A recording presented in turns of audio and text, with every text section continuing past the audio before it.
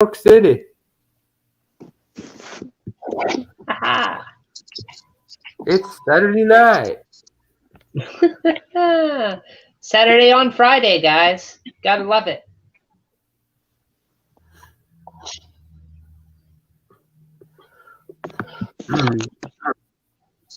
What's up, everybody? Tonight we are going to be doing the what do you define as a slasher movie discussion, and I'm joined by my good friends, the Soulless Trenchcoat and Ethel Cross, and then we're going to decide what, in your opinion, makes a slasher movie.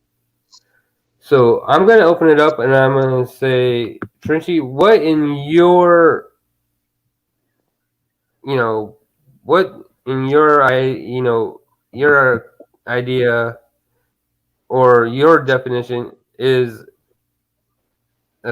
makes a slasher movie? Usually what I see as a slasher movie is a group of people, usually teenagers, but can be adults. It can be any age. Are getting picked off one by one by a certain character or being. It's really iffy there though. I like because there's some movies that you could say fit in that criteria that I don't consider slashers, and there's some that are. But mainly, that's what I'd say is like a group of people getting picked off one by one by our killer or killers.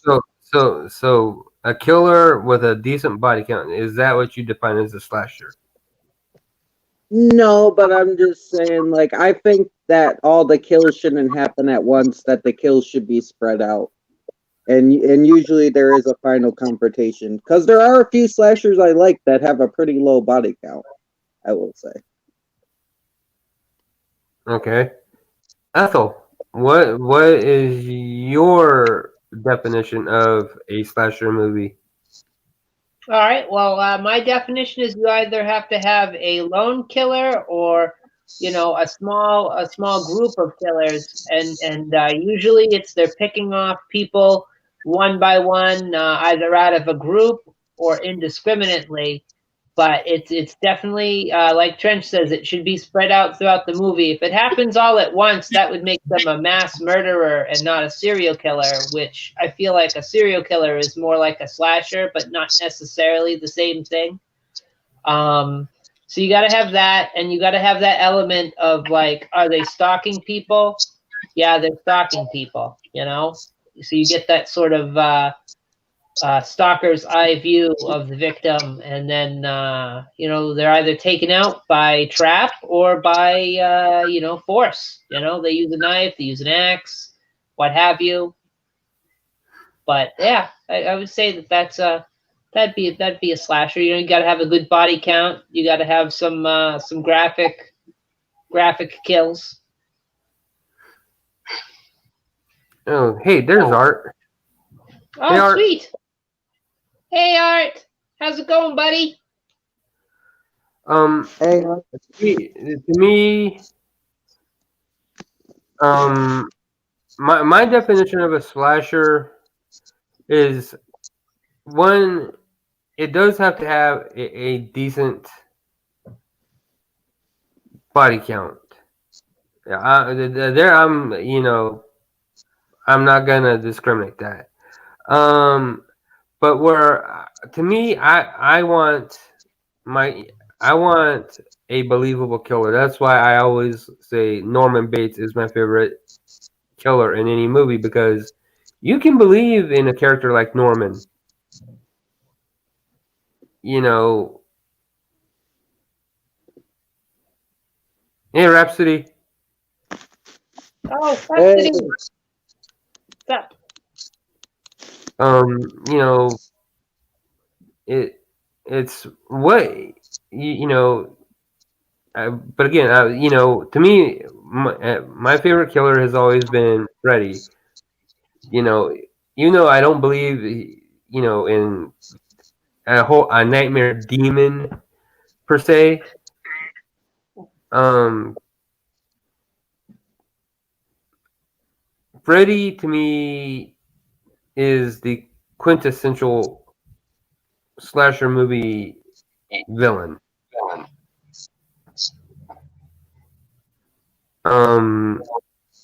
Just an over-the-top character who who gets off on killing people.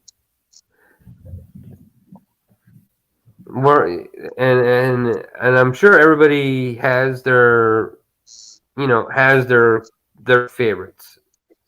What is who is your go-to for slasher movies, Trenchy? Out of the big franchise guys, I gotta give to Jason. I love my dude Jason. You know, he's got the hockey mask. Not for all of them, but he has a very he has a very he's a very sympathetic backstory. I think that's what I was going for. Sympathetic backstory. You can kind of tell why he's doing why he's doing what he's doing, even though it is like dude, like you're just taking it out on other people. But and I love the kills, and I just like the character. I have a lot of fun with the character, so I feel like Jason's franchise has the most like consistency. Like I feel like the movies are like in other franchises you get some really bad ones, you get some really good ones. I think in Friday they're mostly on the same level. You got some that dips a little low, but I feel like to me they're all pretty much on the same level. And then you got some really good ones and you got some really bad ones, but mostly they're in the middle for me. I think it's my most watchable franchise. Oh. Ethel, who's your go-to for slasher movies? For slasher movies, I usually gonna have to go with Halloween. You know, Michael Myers, The Shape. You know, what a great killer. It's neat how they start out with it being a more realistic kind of killer, or slasher, where he's just an escaped mental patient. He's just disturbed, and then he becomes this supernatural force, sort of like they did with Jason, where he's just like this mentally challenged, deformed, man-child who's trying to avenge his mother. And then he becomes a zombie. It's like that sort of happens with Michael, except instead of becoming a zombie, he just basically becomes this. It's like that sort of happens with Michael, except instead of becoming a zombie, he just basically becomes this. It's like that sort of happens with Michael. That was weird. Oh, sorry. I was posting the StreamYard link in case anybody in the group in the chat, in case anybody wanted in. Oh, okay. Sorry about that. I got distracted because I could hear myself. Like, wait, what? You're good, Ethel. That was my bad. It's all good. But yeah, no, it's cool. Sorry, Trench. What's up? Oh no, I said he was good. It was kind of cool. But I think out of the big four, I think the one who for me, even though no, come on, hop on, Art. That's why I posted the link. Yeah, come on in. Jump on the line, man. Art, Rhapsody, anybody, come on. Yeah. Mark likes everyone. Mark the merrier. Mark doesn't discriminate. All are welcome. Express your opinion. One of us. Global gobble. That fucking movie, man. I love that movie. But I think for me, even though I am a Nightmare guy, for me the most consistent kills franchise-wise, you have to give it to Chucky. Oh. Yeah. Just and probably the most inventive kills I've ever seen.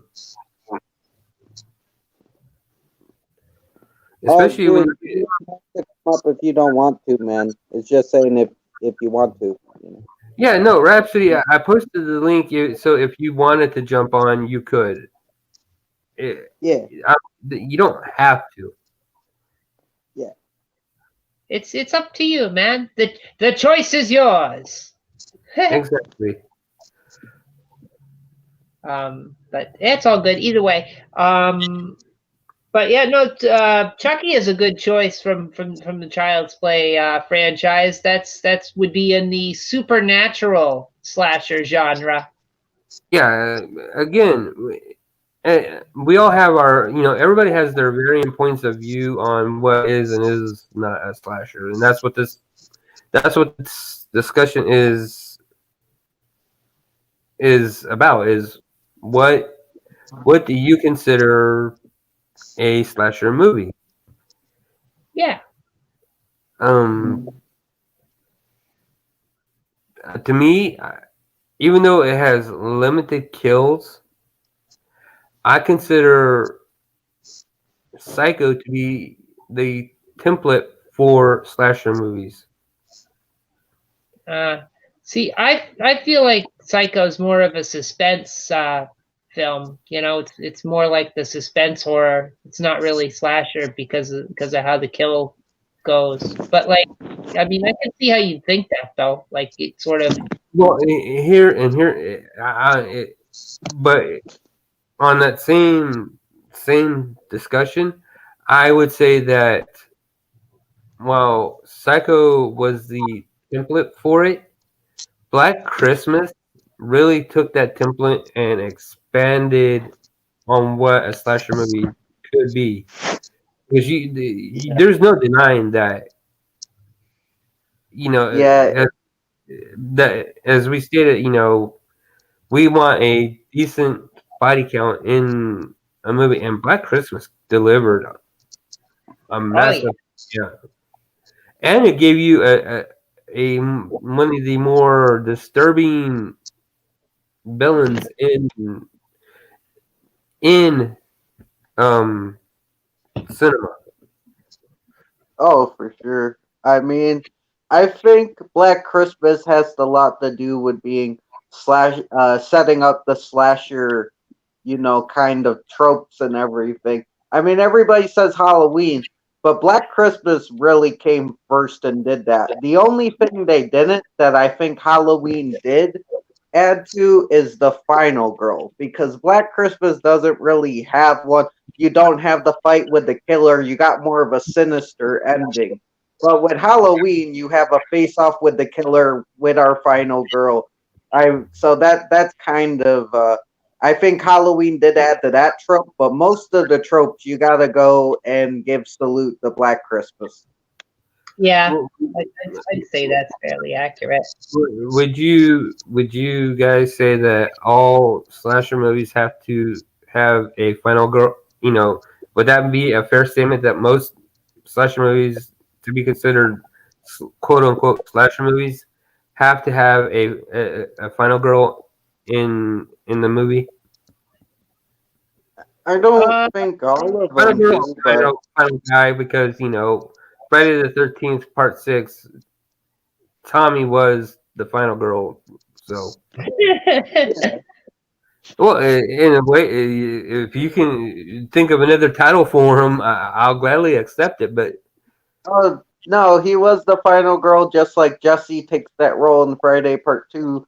But uh, I don't think they all need them, but it does help shape out the identity more. I mean, like most movies, besides maybe like Alien or something, most slasher movies, if it has a final girl, you know it's a slasher movie most of the time, unless you're dealing with something like Alien or something like that.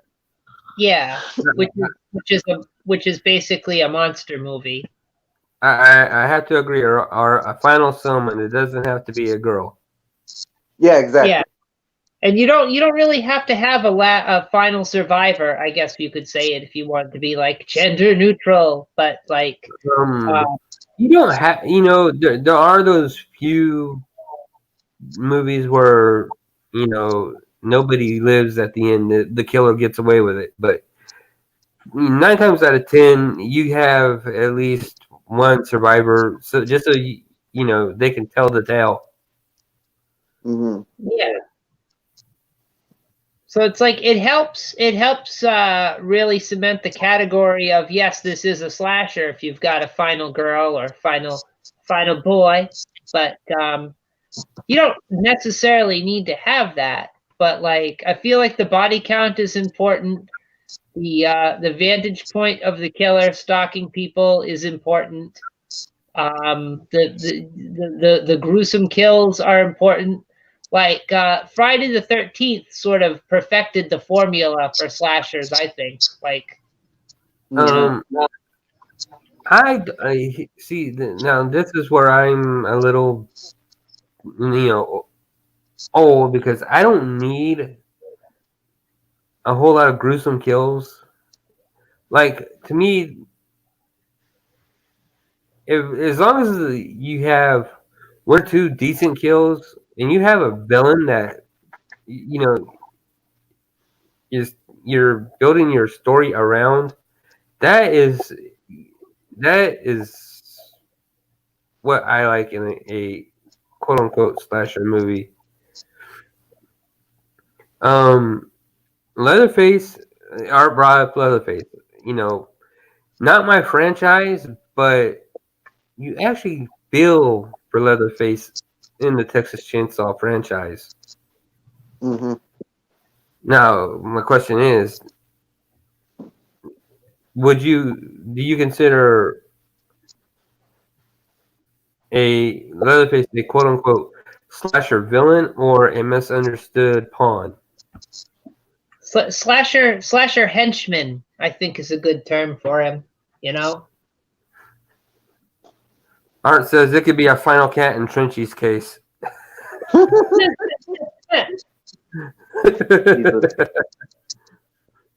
Fucking Final Cat. But I don't know, because you do run across those supposed bad guys in slasher movies that you kind of actually feel bad for. Jason was left unattended and drowned.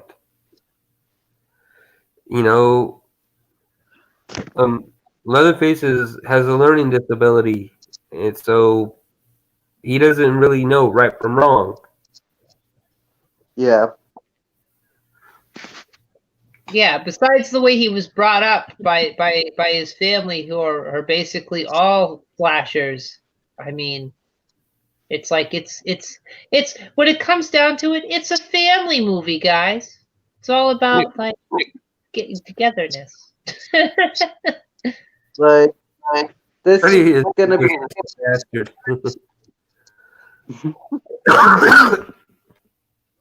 A bastard son of 100 maniacs. You're not wrong there, Art. Now, my question is, since we're talking slashers, do you guys consider The Hills Have Eyes to be a quote-unquote slasher movie? Oh. Yes. I do to a degree. I mean, I see that it does break a couple of the tropes, but I do feel like there are people getting picked off throughout the film. And then I like it because it's kind of a reverse slasher, because in the beginning, the hill people are hunting our human characters. But then at the end, the human characters are slashing off the hill people, which I find interesting. So it's kind of like a reverse slasher in a way. Like our victims become our slasher villains. They get yeah. It's sort of like in Last House on the Left, when the tables are turned on the gang of thugs there, the friggin' your three bad guys. A great segue, because that was going to be my movie. Was what do you guys consider or think of Last House on the Left? Do you consider it a slasher movie, or do you consider it a revenge movie? I consider it a revenge movie. It's sort of a mock snuff film in a way at the very beginning of it, and then it becomes the revenge movie. Now, if the gang I- had killed more than 2 people and they'd picked them off over the course of the film, that would have been different. Then it could Yeah. have been a slasher. Well, I think in the way that they kill the best friend, I would it's so graphic that you kind of have to give it a certain degree of slasher esque, because they basically pull that girl's insides out. it has slasher elements, but it's weird because I don't consider Last House on the Left a slasher. I feel, and I know I just said Hills Have Eyes is a slasher, and they're kind of similar, but I don't know. I just don't get the slasher vibes from Last House. I get more slasher vibes from uh The Hills Have Eyes. If that makes any sense, it probably doesn't. But I don't know. It just doesn't feel like a slasher to me. While Hills Have Eyes feels more like a slasher. I have to agree. I see. I see that in the Last House on the Left was the very first horror movie I ever, like quote unquote real horror movie that I ever watched. Ooh, Um, that's a Damn. rough one to start with, man. yeah, and I saw it when I was only 6. So, Oh, jeez. Damn. but I I I would say that I would be inclined to agree that I get more slasher vibes from The Hills Have Eyes than I do Last House on the Left. Last House on the Left feels like a house, revenge movie. Yeah. It definitely has the grindhouse look to it as well. And interesting to note. Well, maybe interesting. Also, kind of a little icky. The scene in the woods where they make that woman pee her pants. They actually couldn't come up with a cheap, quick way of faking that, so she actually is peeing herself in that scene. So, for all you golden showers, Oh, people, Yeah, there's if you see the behind the scenes and documentary on that the Wes is like, and Wes Wes was the first one to say, he's like, I really felt bad for mm, yeah, it's pretty gross. Also, fun fact about that is in the scene with the chainsaw, that's actually a live chainsaw with a live chainsaw blade, and like that was a dangerous, stupid stunt to pull. Oh God. Yeah, her. Oh my! that's it. Oh my. Yes, Captain.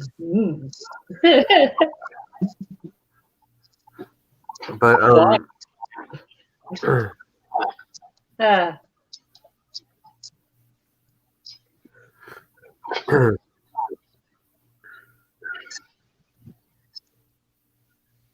so sorry, I didn't know that was no, Sulu. no, you're fine out there. You don't have to say sorry. But I see what to me there are movies that kind of also help shape the slasher genre, and one that I think nobody ever talks about, and it's really a great classic, is The Burning. Oh yes, I love the. It's Friday the 13th before Friday the 13th, and it's just again it's kids getting picked off, and you don't ever realize just how disfigured the killer really is until you get to the end of the movie. Mm-hmm. Oh, It's interesting with that movie because I do consider it a slasher, but mainly all the kills are done in one scene. Mainly, there's a couple spread throughout. Like there's like your beginning kill in the city with the hair woman or the prostitute. I forgot what she was. And then you get like a couple of the other kids getting killed off, but mainly they're killed in one final swoop in that Yeah. one infamous scene. Yeah, it's one of the few movies where you had the massive body count all right there in. Yeah, I feel Where like they made it work though as a slasher by sprinkling some of the kills in between and then having the final encounter. I feel like they made it work better because there are still kills going on throughout the movie. It's just most of them are in one scene. It's not like that's all the kills of the movie, you know. Yeah. And of course, you got, I was just thinking about, before we mentioned Child's Play, you've also got Puppet Master. I mean, would you consider that a straight up slasher, or is that more of a subgenre? I would consider a supernatural with slasher elements. Because you've got the toy, the puppets picking Yeah, people off one by one. Yeah, you got the puppets picking people off, but they're doing so to revive their dead master. So they're, oh, Art's here. Here we go. Oh, Art. Hey, Art. Hey, Art. Hey, Hey, Ethel. Hey, Trent. So what for you, Art, defines a slasher movie? Yeah, y'all said it all. Really? I would just be saying the same thing y'all already said.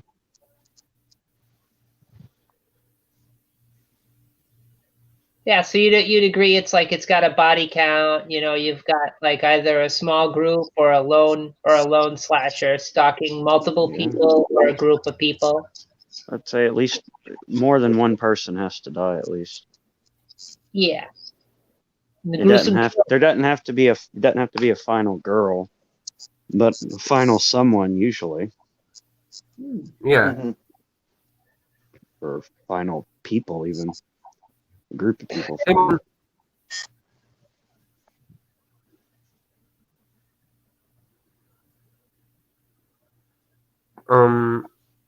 What? Okay, so where do you guys? Oh, gone. we lost Trenchy. We lost the trench man. Oh, no. He's been picked off. I Trenchy, come swear to back. God, I didn't do it. Girl, damn it. It was Colonel Mustard with the pipe in the lobby. There's Trenchy. He's Not back. bad. He escaped. Thank goodness you didn't get put on the meat hook, man. It was touch and go there for a I'll minute. be right back. I'll be right back. So After Oh, the no. messages. That is Right. definitely a slasher. You see? which brings up, since since tomorrow I'll be doing Scream. Where do you guys think Scream is or is not a slasher movie? It's almost a slasher parody. Yeah. It's like It's Does all. it- It's just like a spoof. It's serious though. Still, it's not like full comedy. They're Yeah. still serious with it. They're still real killers killing people, and they're not laugh. People aren't like laughing as they die. No, it's almost like an homage film. Oh, sorry, Yeah. Mark. no. I was gonna And say, they mention a ton of classics in it. Mhm. Yeah. Like they name like a shitload of them. Yeah, It's And so Halloween's prominently displayed like at the end party. It's on the TV the entire time. Mhm. Yep. So, I mean, And Billy's favorite movie is The Exorcist. yeah, Billy's one of my favorite slashers actually. And we have Deacon in the chat. Oh, Deacon. How goes it? What's How's up? Boy there, Deacon. No, Scream, I feel like, is like a self-aware slasher. It knows what it is, but it doesn't try to be a parody, but it acknowledges the tropes and subverts them, which I think are good. Which there were slashers in the '80s that did that before. There were slashers doing that before. They just don't get talked about. Scream was really the big one that everybody was like, "Oh, this is the first one to do this," which it wasn't, but it got all the attention. Yeah, and it kick-started that new wave of '90s to early 2000 slashers. Like because without Scream, you wouldn't have had "I Know What You Did Last Summer" and stuff Urban like Legend, that. Yeah, Urban Legend. Great. whatever that again, one was with the little Cupid baby thing. That weird fucking Valentine. whatever that was. I love Yeah, Valentine. Valentine is a good movie. I just couldn't remember the name. I knew there was yeah. like a weird cherub thing. I'm good, Deacon. Oh yeah, Glad you're alive.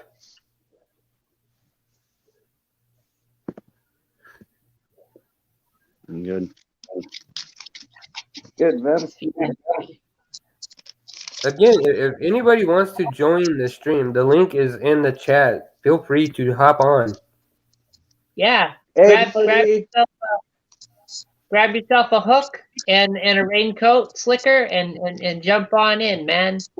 Talking slasher. Yep. Anyone that stays on for at least 30 minutes is automatically invited to the orgy. So keep that in mind. Art, that's going to Trenchy's OnlyFans. Enter the Well, I mean, raffle. it can be viewed on Trench's OnlyFans, but if they want to be involved in the making of it, Enter a raffle. If you stay to the end of the video, we'll give you the code. Enter the raffle to win a free subscription to Trenchy's OnlyFans. It's pretty cool. Good stuff on there. I swear there will be no weasels or mannequins involved. Trench, you are a complete you are a red herring. Look, if Trench was in a horror film, he would be the red herring. You'd be like, this. Look at this guy. Cats, Yeah, mannequins. exactly. This is the killer. This is the killer right here. But then he ends up being like the one that shoots the killer at the end and saves your ass at the last second. And like Yep, pops in. Look, you made fun of me the whole time, assholes, and I just saved y'all. Trenchy at the end with the spear gun, saving the day. Fucking spear gun. Fucking, of course I got. What were you doing, spear gun. diving, Trench?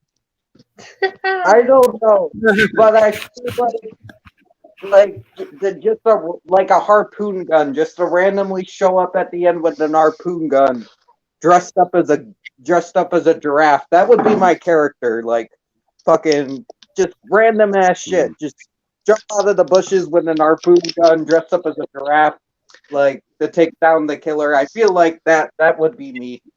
It doesn't need to make sense. Which y'all ones have y'all mentioned already? We talked about Jason, Freddy, Michael. Talked about The Hills Have Eyes, Last House on the Left, Texas Chainsaw, Scream, Black Christmas. all those other 90s ones. I Know What You Did Last Summer, etc. I Still Know What You Did Last Summer. I like those two. I Know What You Did, and I Still Know What You Did. I actually like those two. To me, They're good. Trash just asked, does Psycho count as a slasher? To me, Trash, I say yes. I count it. Because It's like a fucking proto slasher almost. Because to me, you do. Trishy knows this part. What? What did they say? Oh, that isn't even that bad. I'm not. That's not that bad. But I guess to me, I think the main reason why, maybe this is just me. I think the reason why you don't see it as a quote unquote slasher, Ethel, is one, it doesn't have a real high body count, but Yeah. but it does something that most slashers don't. It actually tells you a story, Definitely. and that's not something you get a whole lot in slasher movies. Like, I feel like that's one of the things that sort of sets it apart. Like, it's more like it's more like a what the hell is it? A suspense movie, suspense horror than it is slasher horror, because you don't have the gruesome death scenes. I mean, the closest you get is that bit with the shower and the chocolate syrup. Gotta love that Bosco. Well, you get the weird, funky falling down the steps guy Yeah, but doing like, the little I- foot shuffle. it's just it's ever so different than like 99% of the other slashers out there. That I feel like it's more of a suspense thing, and that's more of like what Hitchcock's whole bag was suspense.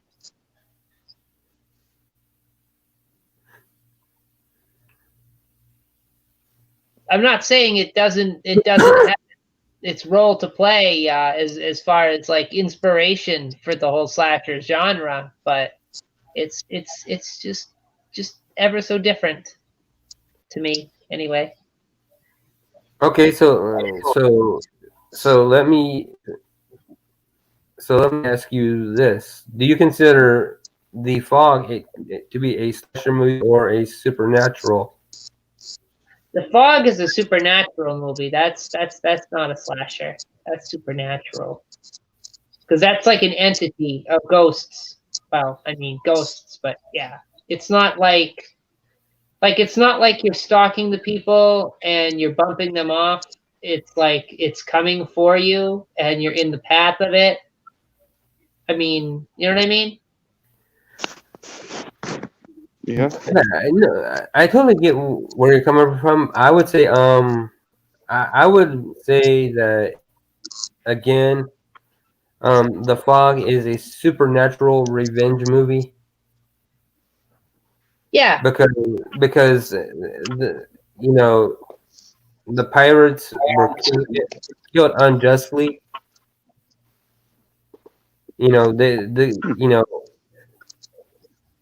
And again, they tell you a story with that movie because the pirates weren't coming there to plunder, and rob and pillage, and the pirates are just looking for sanctuary, and because the townspeople, they died.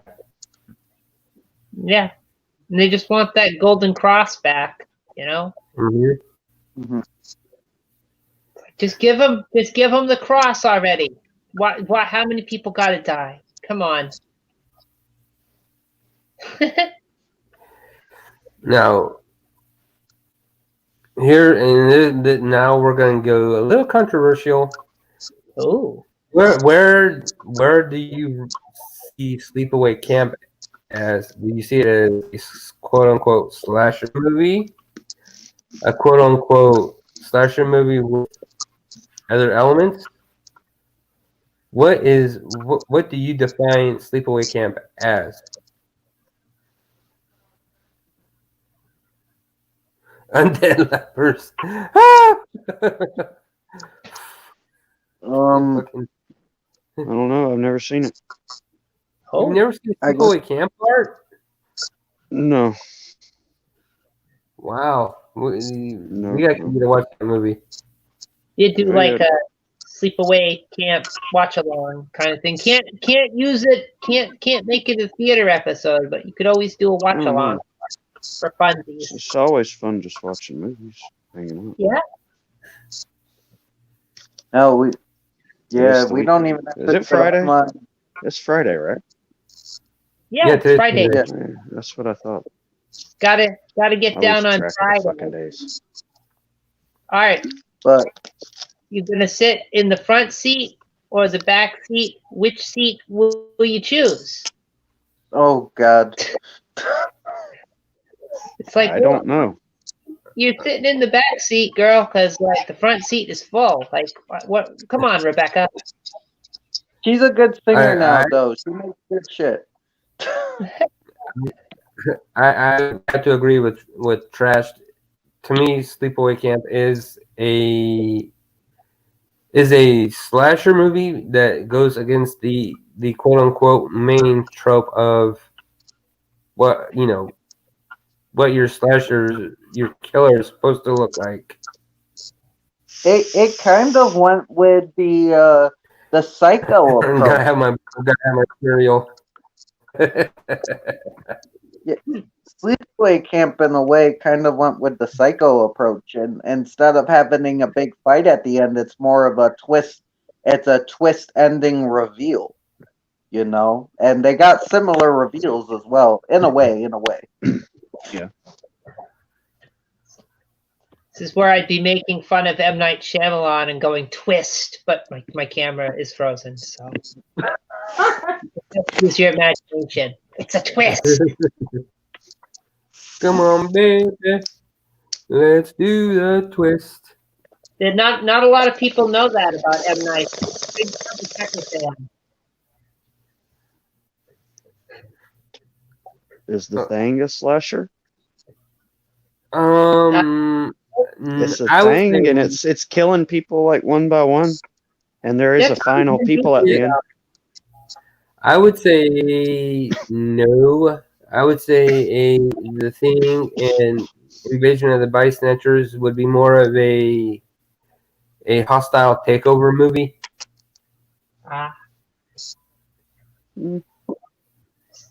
Yeah.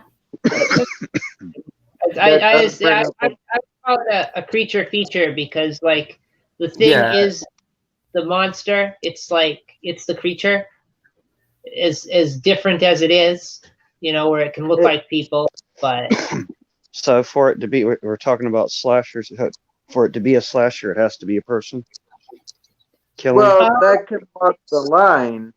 I mean, because monster movies. What are the slashers rules here? are What are the guidelines here? all right. Well, it's very loose. They're very loose because they're all based off interpretation. Okay, what about like the Blob? What about the Blob? Are very similar movies. Like monster movies and slashers have a very similar formula, and like Pumpkinhead is considered a slasher. But I feel like the reason Pumpkinhead's considered a slasher is he doesn't he slashes people. He decapitates people on shotguns. He actually murders them. Well, most monsters don't murder in a human way. Pumpkinhead murders in the way of a slasher. If that makes sense. That's good. Like, I don't know, like, I consider Pumpkinhead a monster movie. Like, that's a creature feature. Like, even though it goes and bumps people off and it follows a lot of the slasher trope, the fact that it's a summoned being and it's more like a monster and not like I guess for me, it has to be a person at some point to be I don't know. It's really complicated, I guess. I never thought of it, but I don't know. I can't count that as a slasher. I agree. Well, it was. The guy was possessed, and it's the person of whoever it was, and they bury it in the fucking. I agree with whatever. both of Trash last two statements. I don't think Sleepaway Camp would have been as memorable if it wouldn't have been for the reveal that Angela was not a girl at the end. Mm-hmm. And Alien is a slasher in space. Yes. Well, to me, Alien has slasher elements. It has slasher elements. Hmm? My bad, Apple. Go ahead. I keep cutting you off. My bad. But the alien is a monster. It's a creature. It's a creature feature. It's That's what I'm saying. Like, if we're talking about slashers, well, it has to be a person then, or so it can't be like an alien. All right, for instance, Freddy Krueger. That's a person who died and they're a ghost. So I guess it can be a ghost. Jason Voorhees is sort of a ghost It's a because curse. like yeah. Jason Voorhees is a curse on Crystal Lake. Yeah, but he's a death ghost curse. reanimated into like this living zombie type thing, but it's still at the heart of it all. It's still a person. You can still reason with it in some respects. Like you can convince Jason that you're his dead mother and he won't kill you for a few minutes. He's a simple boy. Here's where I'm a little weird. Is I consider some monster movie slashers, but others not. Like Pumpkinhead, I feel is like a slasher. Killer High, I consider a slasher. It's a newer movie, but yeah, it's weird for me. Like I don't consider the Blob or the Thing a slasher. If people get slashed, it's most likely a slasher. Yeah. So, Well, like, all right, so Pumpkinhead slashed people. Freddy slashes people. Jason slashes people. Michael slashes people. The Hook guy, Ghostface slashes people. So just call him the Gordon Fisherman because that's what he looks like. Yeah, but in green instead of yellow. It's weird because Slaughter High's a slasher, and I don't remember people getting slashed in that movie. He mostly uses weird acid tricks. I'm saying, if you think about it, most slashers, people legitimately do get slashed. That is true, though. Well, what about what about Saw? Is that a slasher? I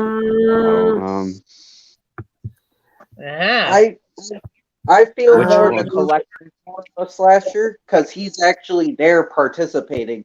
Saw's not participating directly. The Collector, on the other hand, is participating directly. I'm never been a big Saw fan. No, not at all. Yeah, Me neither. To me, Saw was,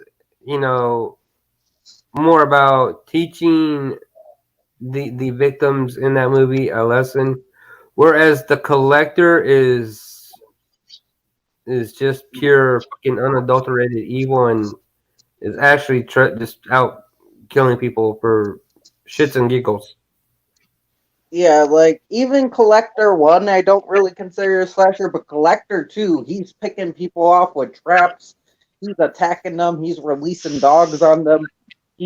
People are getting taken out, multiple people, and he is directly involved in the murders. He's not sitting back and watching most of the time. He's right there coming after them. Not like Saw. Saw just watches you through a TV screen, and most of the time he wants you to live. He wants you to fucking live. Collector, he wants you to die or get in this box.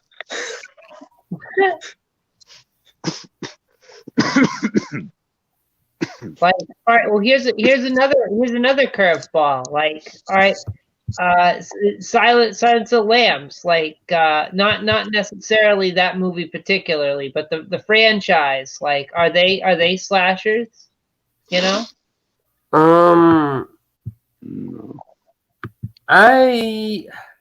Not Silence of the Lambs itself.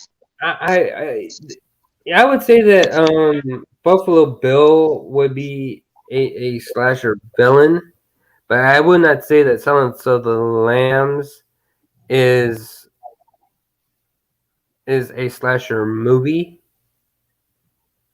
Because like Buffalo Bill captures people, and then you got Hannibal Lecter who like kills them.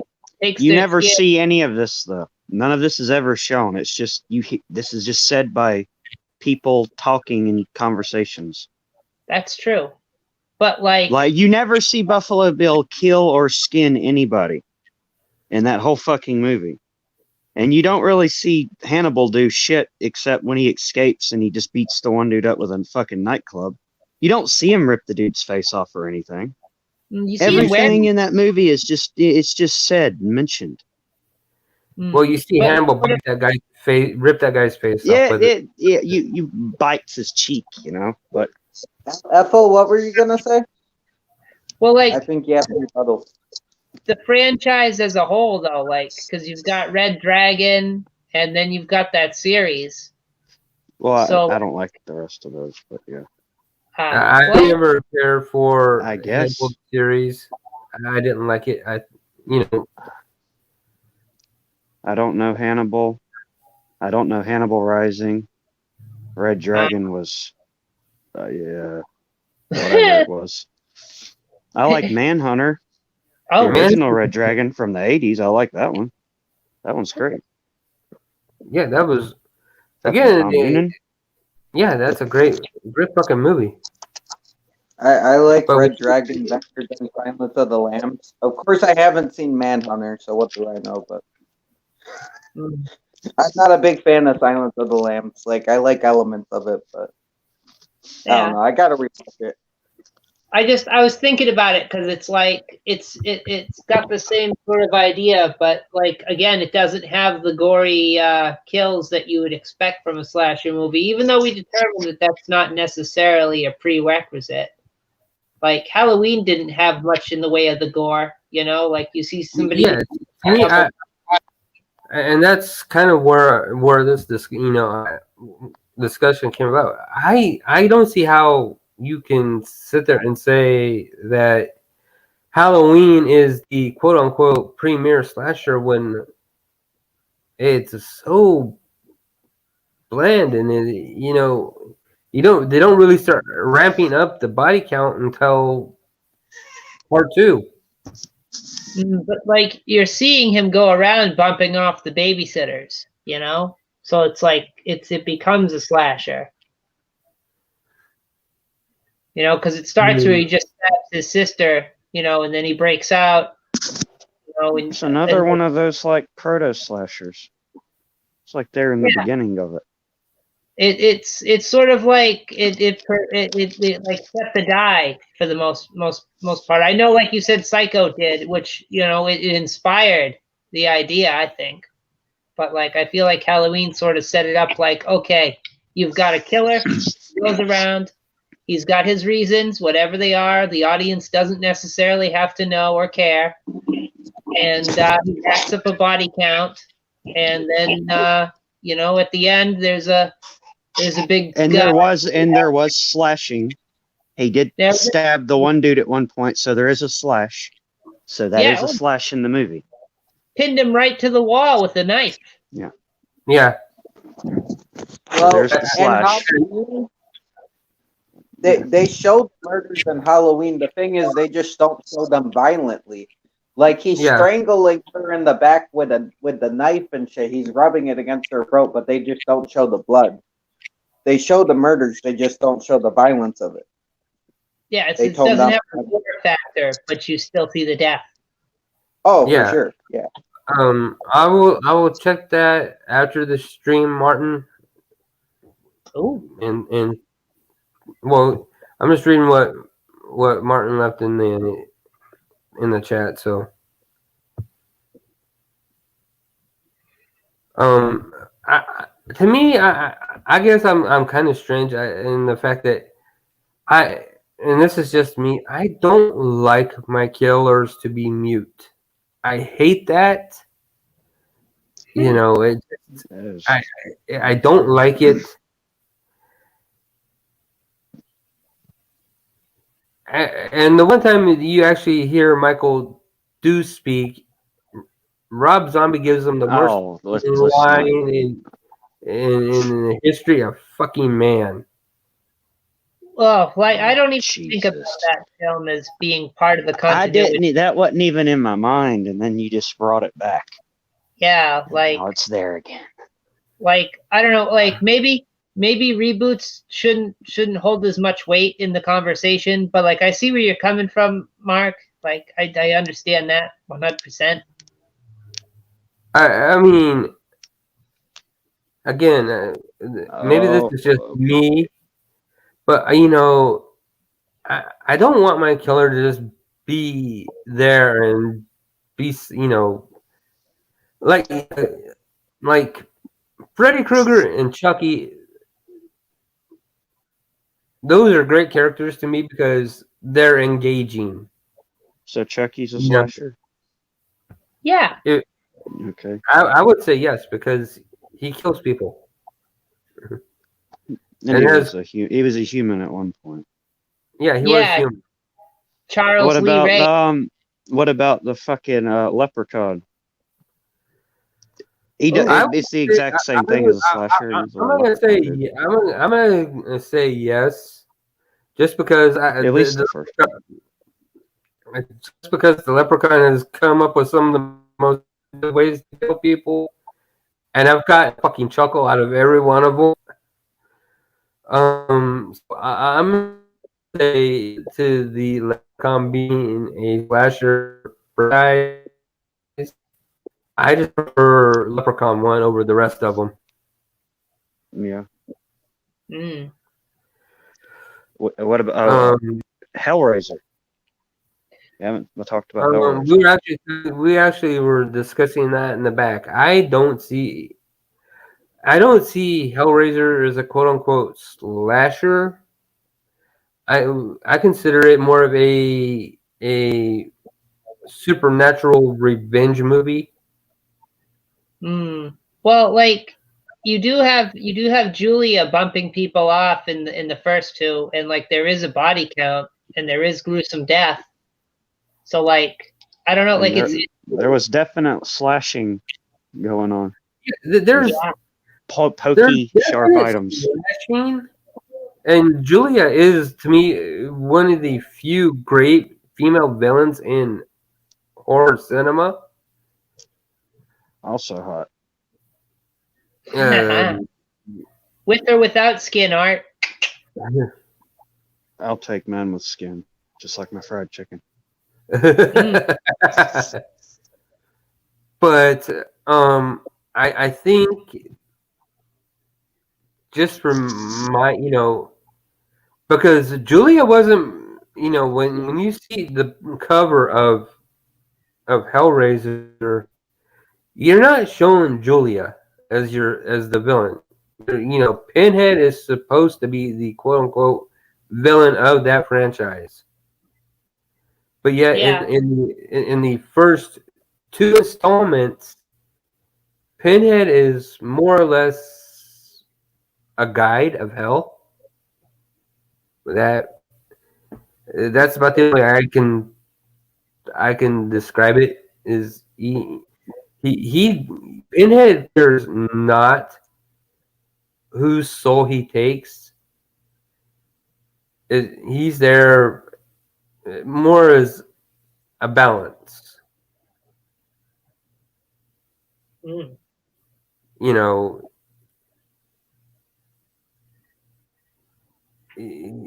That's so while yes, Pinhead would probably be a quote unquote slasher villain, he's not presented in the sense of most villains that you see in horror, in slasher movies.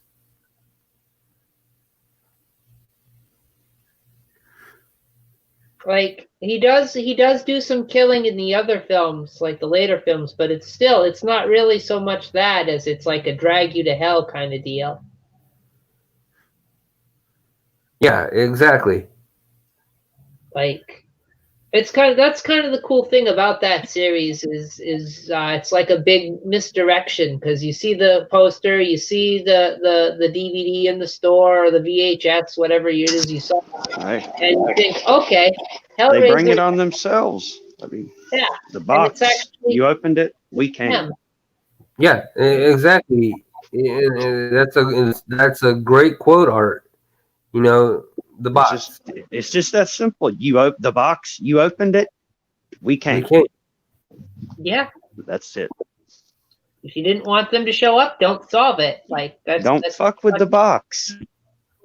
Don't be screwing around with them demon boxes, kids. Leave your lament. I want to know where people got the idea, this urban legend in the movie, that you could get pleasure from this box somehow. Cry Barker. Yeah. It's the whole film. You know what I mean, though. What was he thinking was going to come out of the box? Like a bunch of naked girls or something? Yeah. Chains and hooks and shit. Like Hell. in the book, that the whole franchise is based off of. I know we're getting a little off topic, But what I'm saying is he didn't know that it was going to be like that, right? no, he thought it was going to take him to some crazy dimension of forbidden pleasures. And in the book, when he gets taken there, so it wasn't like, oh, I want to be tortured with hooks and shit, and then he just changed his mind afterward. He wasn't expecting that at all. Right, he wasn't expecting that he'd have his. I was never sure. I was never sure about that. Yeah, no, like so maybe he wanted that, and then he just changed his mind later. I don't know. Although in the book, he does experience the aforementioned pleasures, and he actually whacks it while he's descending into hell, and then of course the hooks and the chain. Nice. And like, if you ever read the book, it's actually a pretty good read. And in the book, Pinhead is actually a woman, so you know. Nice. Is that it's Clive Barker's Hellbound Heart? If you're looking for it at your store, folks. Anyway, back to the stores anymore, but great. Yeah, well, you know, get it on Amazon, people. Do it. But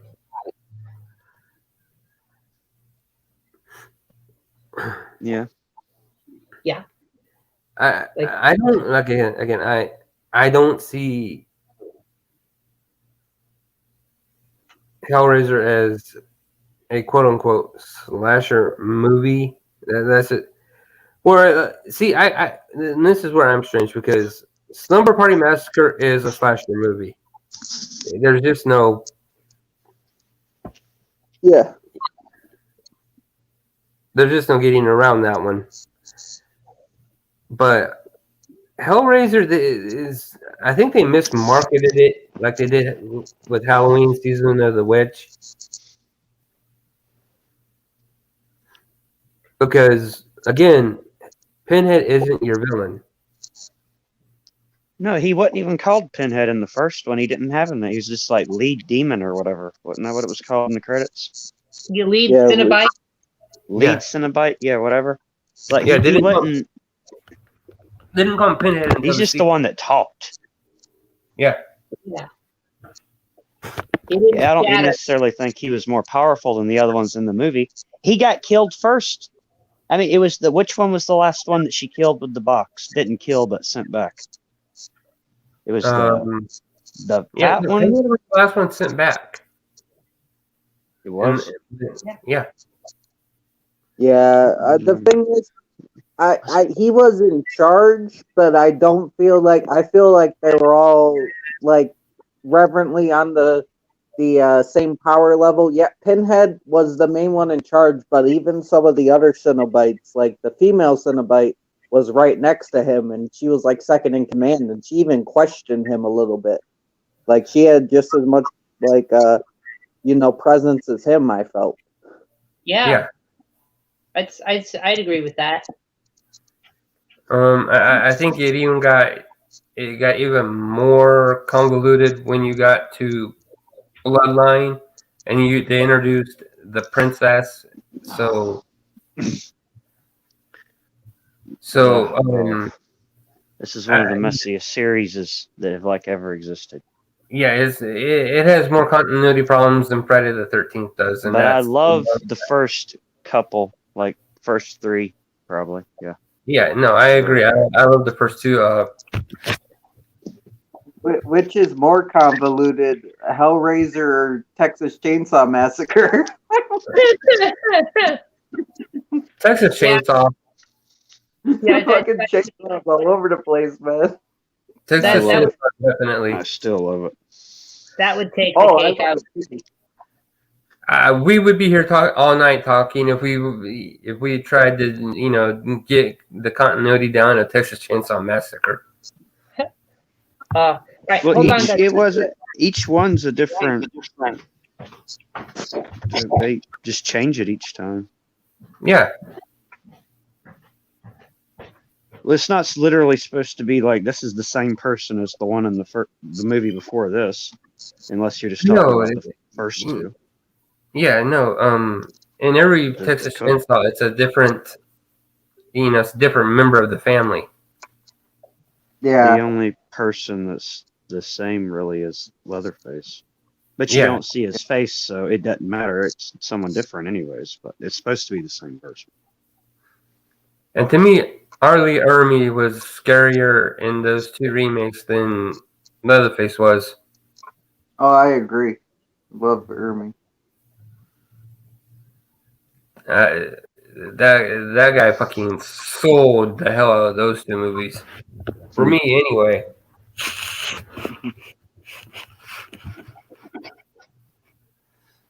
Oh, he was Okay. vile on that one. He's a dirty bastard. He is. But that's what makes this character so great.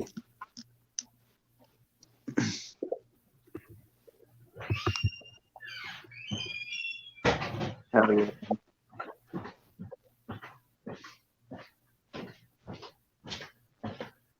All right, sorry about that. You're good. Forget it. Oh,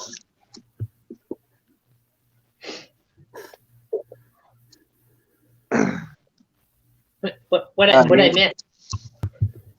we were talking about Arlie Ermy and the Texas Chainsaw remakes.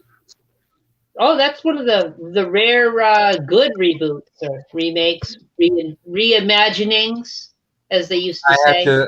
I have to agree because I loved, and I was just saying we were just saying how much scarier Ermy was than Leatherface in those two movies. Mhm. I like TCM. the first one better than, what was it, the beginning? I like the first one better. The beginning's my favorite of the whole series for some reason. I figured you would say that for some reason. I You look like I a love beginning kind of guy. I know it's not as good as some of the other movies, but I just love it. That and TCM 2 are like my top two Texas Chainsaw movies. I Will Hunt. think I like TCM 2 the best out of all of them because it introduced everybody to Bill Moseley, and Bill Moseley is a Yeah. fantastic Come villain. on. Lick my plate, you dog dick. Dick. Get that Hey, bitch, it Leatherface. even- Get that bitch. Dog Will Like Hunt. surprise. No, surprise. No, You ruined my Will. Sonny Bono wig. Send me back to the VA hospital with a dent in my plate. If you think about it, TCM 2 is a big inspiration on Devil's Reject because the story is a crazy sheriff hunting down some family that killed like his kids and shit, or killed his cousins or something. And in Devil's Rejects, it's a crazy sheriff hunting down the family that killed his brother. Like it's very similar in plot for sure. I feel. Like, whenever people mention Texas Chainsaw Massacre or the subsequent sequels and they abbreviate it, I always think they're talking about like Turner Classic Movies, and like Ted Turner is going to come out there with like a chainsaw, shotgun. Mhm. We're bitch. I'm Ted Turner. Well, since That would be terrifying. It is. that would be the scariest movie ever made. Yeah. Well, Jesus. since you brought it up, Trenchy, let's just jump right on in. What do you guys see as the Firefly trilogy? Do you consider it Grindhouse, slasher, or other? A little mix of everything. The first one I feel is more slasher, but even with Devil's Rejects and even a little bit with Free from Hell, I do feel the slasher elements. It's just we're seeing it from the slasher's perspective.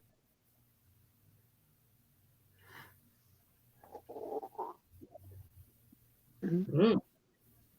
Art, your thoughts? It's the first one's a whole mix of fucking crazy. You got Dr. Satan. Is he alive or dead? Is that shit real? I don't know. Is she just hallucinating? I have no idea. The second one, The Devil's Rejects.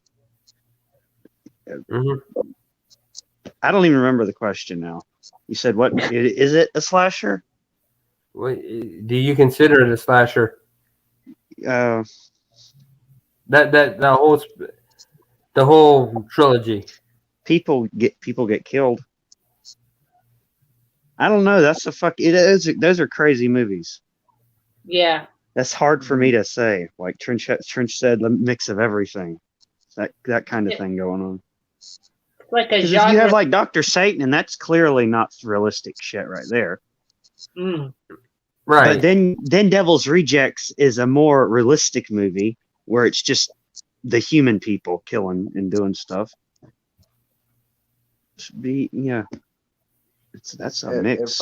All three movies are like a different. So all three Firefly movies are like different. So that's a mix. Mm-hmm. They all feel like it could take place in the same universe, but they all got a different little bit of flavor. Exactly. It's like how Quentin Tarantino did Desperado and then he did Once Upon a Time in Mexico, and it's like, is this the same person or what the fuck is going on? Or is this just a story with the same person? I don't know.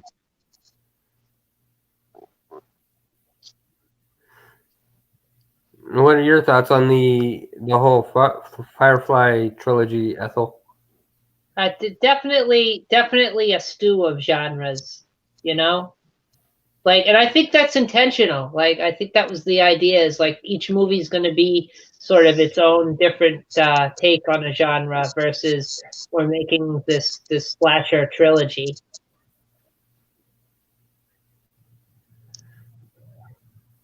Yeah. I have to agree. Forget I stew. feel, This shit's like a gumbo. I feel like Got some sausage. I feel like House of a Thousand Corpses was the grimy, just, you know, in your face, you know, movie. And then when you got the Devil's Rejects, that's when you really got your slasher aspects, you know. And then in Three from Hell, it was just a little bit of everything thrown in the pot just to tie that universe, that trilogy all up. Mm-hmm. Yeah. Totally. Which was each one's favorite of the For me personally, I'd probably have to go House of a Thousand Corpses. Yeah, I'd say the same.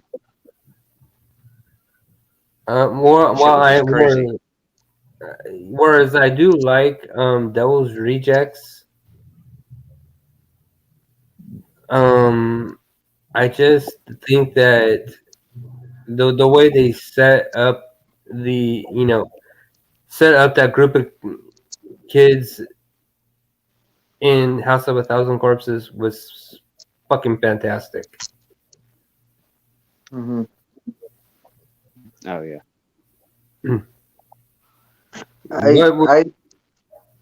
Go ahead, Trenchy. I was gonna say I'm a big fan of all of them. I love them all. Like I love them all equally. But I mean, if I gotta pick one, I might go with Rejects.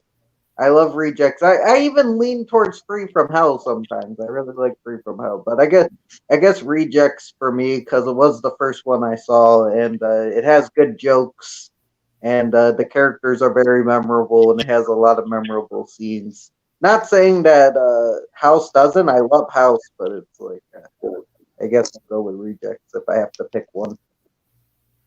Ethel? Yeah. I'm gonna have to go with House. But that's it's just the most memorable out of the three for me.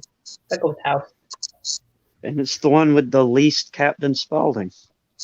Yeah. Yeah. Isn't it weird? But it also gives you the most Otis Driftwood. Yeah. And he was just completely weird in that one. They had him like he was a fucking albino. Mhm. and he's carrying around like the jar with the fucking fetus in it, like down to dinner and shit. And he's Yeah. making the one dude into Fishman. Fucking fish, Fish whatever boy. the fuck that shit was. Yeah. What the fuck is he doing in this shit? It was nuts. My Had his little torture brain. shed in the backyard. Yeah, I think and again, I'm not a huge Rob Zombie fan as a movie filmmaker, but I would have to say, yeah, House of a Thousand Corpses is my favorite Rob Zombie. Hey, John. Oh, John. John. Mr. Like Steele. we're all just like John. But John, look, Cyrus has got a meeting tonight. We got to go to it, all right? Every gang in the city's going to be there. But yeah, I would say House is my favorite out of the three. Mhm. You can't count Lords of Salem in that movie because it's A, not a slasher movie, and B, it's more of a supernatural witch movie. Right. Right. Totally. And I don't count Jaws because Jaws isn't a slasher. Even though Jaws is quite possibly the best summer blockbuster ever made, but not a Well, slasher like, movie. he stalks you. There are jump scares. There are gory deaths. He definitely slashes through you. And if Pumpkinhead's a slasher, but Jaws isn't. Like, No, the thing is, I don't consider Jaws a slasher, but I consider Jaws 2 a slasher. Because Jaws Ooh. 2 fits into the slasher line. I For me, consider personally. Jaws a fucking chomper. Yeah, Film. I think Jaws. Yeah. I think Tracy has a point there. Jaws 2 has a bigger body count. Mm. And it's Yeah. more of the tropes. It's a bunch of teams going out on the boat. Yeah. They're getting picked one by the shark. And our final guy, Brody, has to go and save them. Yeah. But even Like- that, it does like the classic thing where the bad guy will get wounded or burnt or some shit will happen to his face. And then it'll be fucked up and scarred for like the rest of the thing. That even happens to the shark in that. Yeah. Yeah. And then he's fucked up and it's even more scary for the rest of it. So it's like a Jason or Freddy type fucking thing. Yeah. I think the only thing that prevents Jaws from being So a it really is. It really is. is just that he's a shark, and it falls under the category of creature feature for me. Just like Pumpkinhead be a monster, be a creature feature. But I They're like very how similar an to electric line under the water, okay, it can bring Jason back to life. But it will fucking blow a great white, you just like fry a great white shark. Only Well- temporarily until the next shark until the other great white sees that shark get killed and then decides to take And he wants revenge, revenge. which is weird. Like, it's Well, almost that didn't like happen until the one after that one. yeah, but I mean, it's So those- no, like the second one. They mentioned that, like, when you think it's possible that a shark could see and take revenge, and then the one's like, the sharks don't take it personal, and then Sharks in the don't roar either. well, yeah, the fourth one, the shark roars like a lion. It's amazing. Oh god. It eats Mario Van Peebles. Fucking. That in itself is a plus. No, it did that weird little flashy light thing at it. Yeah, well, that's like It was like the Yangari thing, like with the fucking kid with the little light thing. Like it was, what are they doing here? Yeah, it's like If you think about it. T-Ray Yeah. making Jaws crazy, and then he gets stabbed with the boat. Which if And you then play, he blows up. huh? And he blows up from getting stabbed with the boat. Yeah, like How does that make that? Does that shit's just insane? it's fucking dramatic, man. It's crazy. I don't know how it works, but it's the physics. If you play the game, it's really hard to stab Jaws with the boat. I've tried many times. It only happens once in a great while, and yeah, it's tough.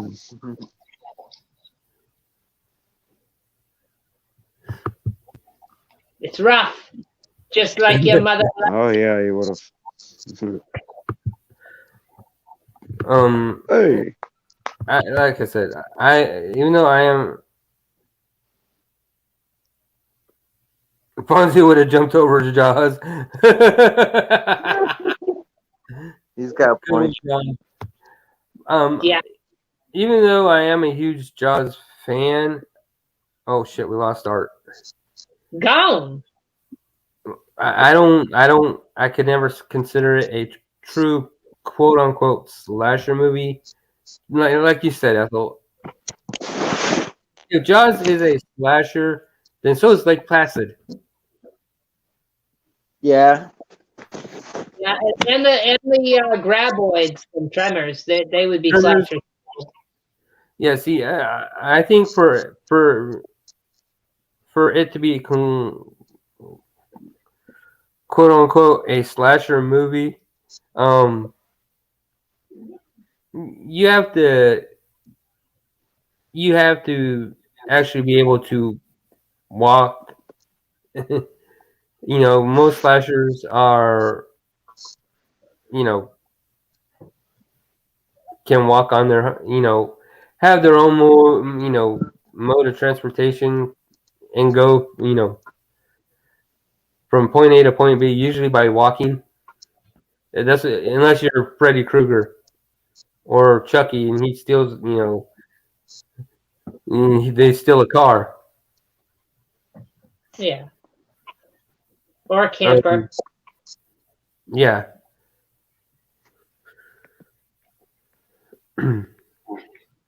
Like it's you gotta be humanoid, I guess. I don't know. I'm still trying to define like Pumpkinhead as a slasher, and I just can't get there, and I don't know why, but I want. I just It's okay. I personally consider it a slasher, but that doesn't mean you have to. Like, it's weird because, like I said, monster movies and slashers have a similar formula. I just feel like Pumpkinhead's more like a slasher than like something like Alien or like The Blob. I feel it's more slasher-like. Well, like monster movies have a body count. Monster movies have gruesome kills. Monster movies, they usually stalk the person first before the person gets dumped. So, I mean, it's very close to the same thing. I guess it comes down to how close to a human or a humanoid is your monster, and it's like maybe it's just because Pumpkinhead is so deformed and like so tall. Mm-hmm. He's a tall, but he could like put him on a basketball. He'll take you to those finals, championship. Well, yeah, but if you go based on the second Pumpkinhead, then he's really that like retarded, deformed boy. Well, so he was a human. That Tommy boy, sequel. what was his name? Tommy. Fucking Pumpkinhead Bloodwings. The second one, he's the little deformed boy named Tommy, and he falls down the fucking well. Yeah, no, I know. I'm trying to remember what his name was. What it is you take the person that you want avenged, and you take their dead body and you bury it in the pumpkin patch, and then the person who's seeking vengeance has to experience everything Pumpkinhead does and is psychically linked to them. So, like, they got to take their blood and do the ceremony with the swamp witch, and that's like makes it like you're conjuring a demon more than you've got to like. I don't know. It's complicated. I don't really like the second one, anyways. Oh, oh. What about the third and fourth one? Have you seen those? Never even. I don't even know. Maybe I've only seen the I first don't one. remember. The The first, first one's one's good. I've seen the First first one's really two. I tried to watch the other two. I couldn't sit through them. And you are right, Art. The kid's name is Tommy. looks kind of like Jason, but without the sack on his head. It's the third and fourth one for being Sci-Fi Channel movies are actually not that bad. They're pretty decent, like for Sci-Fi Channel.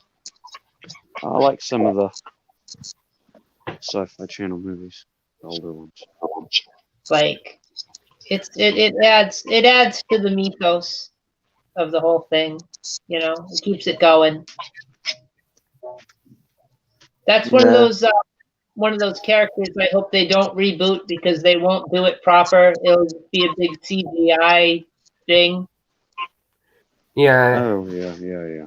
I don't ever need to see a reboot of Pumpkinhead. One, you're They not gonna. immediately messed up in the sequel. He was in a pumpkin patch, so it made sense. In the second one, there was no pumpkin patch, and it was just a ground. I don't know. I like the first one the best. The first one is definitely the best. Because it's got Lance Hendrickson, and he's just a fucking beast. Yeah, I was gonna say Yeah. you're not gonna outdo Lance Henriksen at all. That is his act. He was the main part of why I liked Pumpkinhead. Oh yeah. The monster's just a bonus in that. And I've seen Just Before Dawn, John. Not sure where it would fit in the slasher genre, but I do like Just Before Dawn. It's a really good movie. Was that a vampire one? Or what is that? I'd have to watch it again. I don't really. Well, now that makes me think of it though. That is a vampire movie slasher, like a Near Dark. It shows each person going around killing, slashing, like in different people throughout the thing.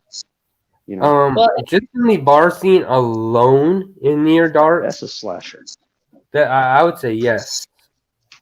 But I mean, vampire movies are their own category. So, like, if it's all about vampires, or your main villain is a vampire, like they could be as gory as possible with the slashing and the killing. Hell, they could stab people with a knife, like in Scars of Dracula. But like, that doesn't really make it a slasher. I don't consider it to be a slasher. I can see how. I can see like some of them falling under, but I've never really considered any vampire movies to be slashers. It's a tricky route for sure. It's a tricky genre. Like Frankenstein movies. Are they like is the monster a slasher? No, because you feel sympathetic for the monster. Did he slash anyone? No. You can threw a little girl in the water. Yeah, but that was accidental. I mean, that wasn't. Yeah, but see, Frank in Frankenstein's mind, he wasn't harming the little girl. He was playing with her. Yeah. Well, he thought she would float like the fucking flowers. Flower, yeah, exactly. So he really had no idea what he was doing. So therefore, I cannot say Frankenstein's monster is a slasher. Well, he was killing people though. Like he killed, like in the other movies, he was killing people. Oh, you're talking about like, like the Robert Hammer, De Niro, like Mary Shelley. Yeah. Like when I say Frankenstein movies, I mean like all of them because it's the same monster. It's just different interpretations. Oh, okay. Well, some of them then definitely. Some later ones, I guess. Yeah. Like, he was killing people. Well, then by that standard, the werewolf movies would be considered slashers. Like, see, but that's why, like, I consider Frankenstein movies. They're its own genre. All these things were people to begin with. So Yeah, they were, but it's its that own comes genre. in again. Like, because Frankenstein is a created monster made out of dead people, so it's not like a single man. So that would fall under, because there's a genre established, it would fall under Frankenstein movies. But if there was no genre established, I would count it as a creature feature, like a monster movie. Ditto Wolfman and ditto Mummy. Okay, but see now I'm gonna go on the stance that the Eddie Quist character introduced into The Howling is a slasher because he kills people, and the werewolves in that movie rip people to shreds. But they're werewolves, so like it would fall under a werewolf movie because that's its own genre. Like that's at least how I. Oh, go ahead, Defel. My bad. No, I was just saying, but that's at least how I look at it. Like everybody has their own different interpretation. That's what I said earlier, John. If someone is getting slashed in the fucking movie, Yeah, I have to agree. someone has to get, even if most people get like their neck broke or suffocated, at least one person has to get slashed. And some that's blood not has to always leak. the truth, though. Because like Slaughter High is a very held slasher. Everybody loves that movie and considers it a slasher. Yet I don't think there's any slashing in that movie. Or Popcorn. That's right. There's That's no like slashing one in in Popcorn, very and it's few. a slasher. There's no slashing in Popcorn. The majority. But I do agree. There's usually is some slashing involved. Like especially with your main ones, you got slashing happening. Okay, and the one It's all here's horror. the- This is just a subgenre of horror. Yeah. Slasher. Here's the one we haven't talked about yet. Prom Night. Prom Night. That's It's all in Prom Night. If they just would have watched Prom Night, they all would have lived. Mm-hmm. Scream. We tried to tell them. I say Prom Night is a slasher, but it's also a revenge slasher. It is. Yeah. It's all about revenge.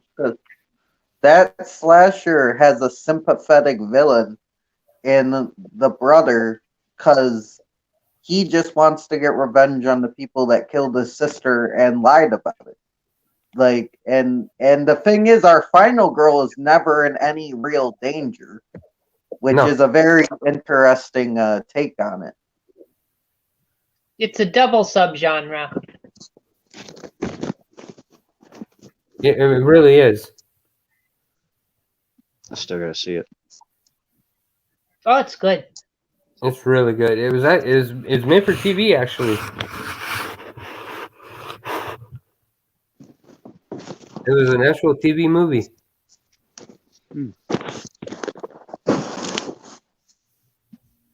Would you guys consider Hello, Mary Lou a slasher, the sequel? I would consider it a slasher with supernatural elements. Because people do get slashed in that movie. They do. That is true. You're right about that. But it is the ghost of Mary Lou Maroney that is doing the slashing. Mm-hmm. Well, it's someone that was a person before, and they're slashing, so that it counts. Yeah, she was an actual person before. Yeah. Plus, you get the great Michael Ironside in one of his earlier horror movie roles. So okay, so we can narrow it down. It has to be a humanoid type thing to be a slasher. It can be a vampire, a werewolf, a fucking ghost. But like you say, like the Thing couldn't be though. Or like Right. some kind of alien. It's an Wouldn't alien. be.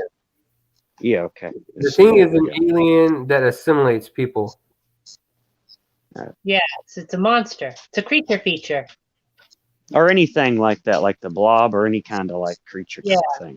It's not a creature. human in any way. It's not it had nothing to do with being a human. It's Right. something else from somewhere else. You got a point, John. Someone does get slashed in Slaughter High. I forgot about that. You got a point. Oh, Well, It's a slash. if you want to talk an underrated but high body count slasher movie, Return to Horror High. I gotta do that. It's George Clooney's very first movie. Oh shit. Yeah. I love the Clooney. Monster. It's again, it's really cheesy and it has a maximum body count. ooh.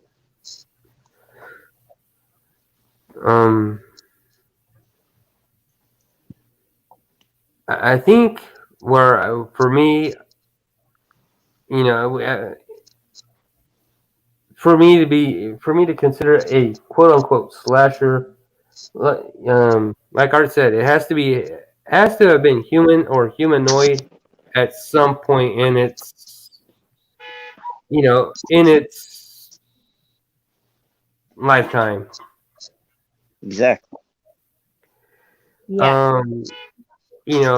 While I do love the Blob, I don't consider it a quote unquote slasher movie. I would consider Suspiria to be a slasher movie. I've never seen that, but that villain is a witch, right? It's like a witch. Yeah, but the witches start out as human. Oh yeah, no, I'm not like arguing against. I was just trying to figure out like what it was. I wasn't arguing against the point And at then all. there's here's another one like The Exorcist. I wouldn't call a slasher. The first No. one. But what about like the third one? I would say yes, because With again, Brad Dourif and stuff? there are slasher elements in it, and you have Brad Dourif playing the killer in that movie as well. See, that's one franchise where it is. Yeah, that's one franchise where it took several different paths, and it's all three of those movies had different fucking things going on. Or there might have been more than three. I don't know. and this is probably going to be just me, but I'm going to say that Children of the Corn, the first one, is a slasher.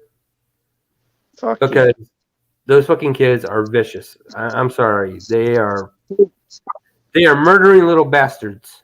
Dude, fucking I agree Malachi, with that you. redheaded fuck. He's scary as shit. Yeah, And he's like the nerdiest looking fucking guy normally in anything else.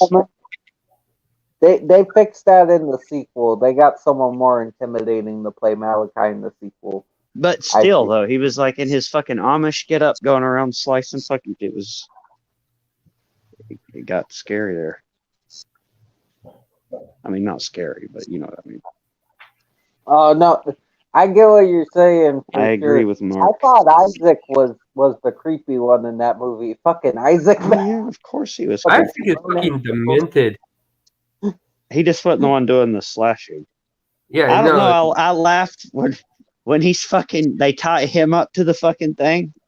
When fucking Malachi like turns on him and he's fucking whining for him to like let him down and shit. I was laughing about that. He's Yeah, fucking that shit was great. He only talks to me. I'm the one. Like, no, they've had enough of you. They've had enough of It's like, you. yeah, they're all looking at him like, no, dude, you're dead meat. You little fuck. What the fuck was the Children of the Corn, anyways? What was that? basically, it was basically this fucking town full of fucking little miscreants that Gone. gone again. Gone. Damn, our You'll be right just back. fewer times than Snagglepuss. The slashers keep trying to get us, Ben. The slashers keep trying to get us. And our is always the first one to go. Art or Trenchy? Who's getting you guys? They only get me if it's a Tuesday, apparently. I don't know why. Only get me if it's a Tuesday. Jesus. The magic of Tuesday.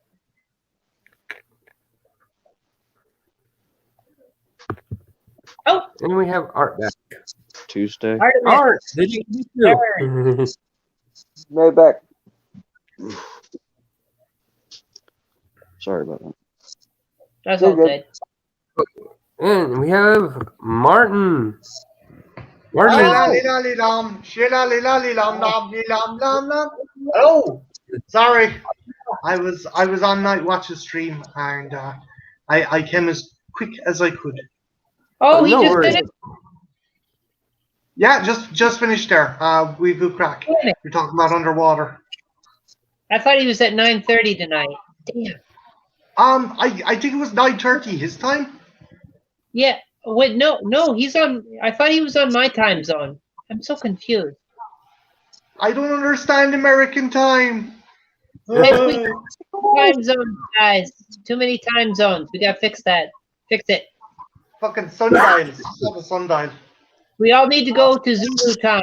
Then we'll be synced up with our European buddies. Fuck.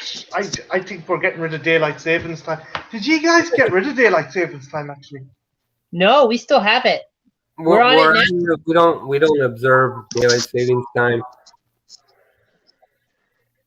Wait, Oh, you guys don't observe? Arizona doesn't observe daylight savings time? Yeah, it has to.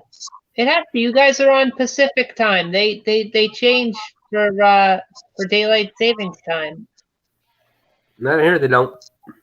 Arizona's like, fuck that. We play by our own rules. So wait, We're hold on. wait a minute. If my phone didn't automatically update the time when daylight savings time fucking switched, I'd either be an hour ahead or an hour behind everybody else. Oh, okay. Because I was gonna say, then shouldn't it be 4:46 for you if you didn't have daylight saving time instead of 5:46? Yeah. Okay. But it is on your, according to your phone, it's 5:46. But everybody else in town it's actually 4:46. According to my PC and my phone, yeah, it's 5:46. Yeah.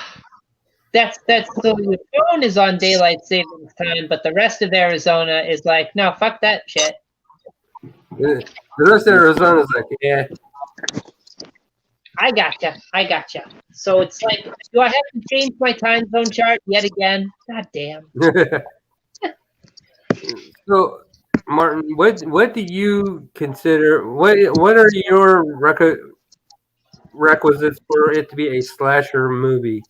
Oh, Oh If you damn, were we to ask me got Art again. If you were to ask me that a while back, I would say the weapon would have to be a knife. But I don't hold that thing. I don't hold that as strong anymore.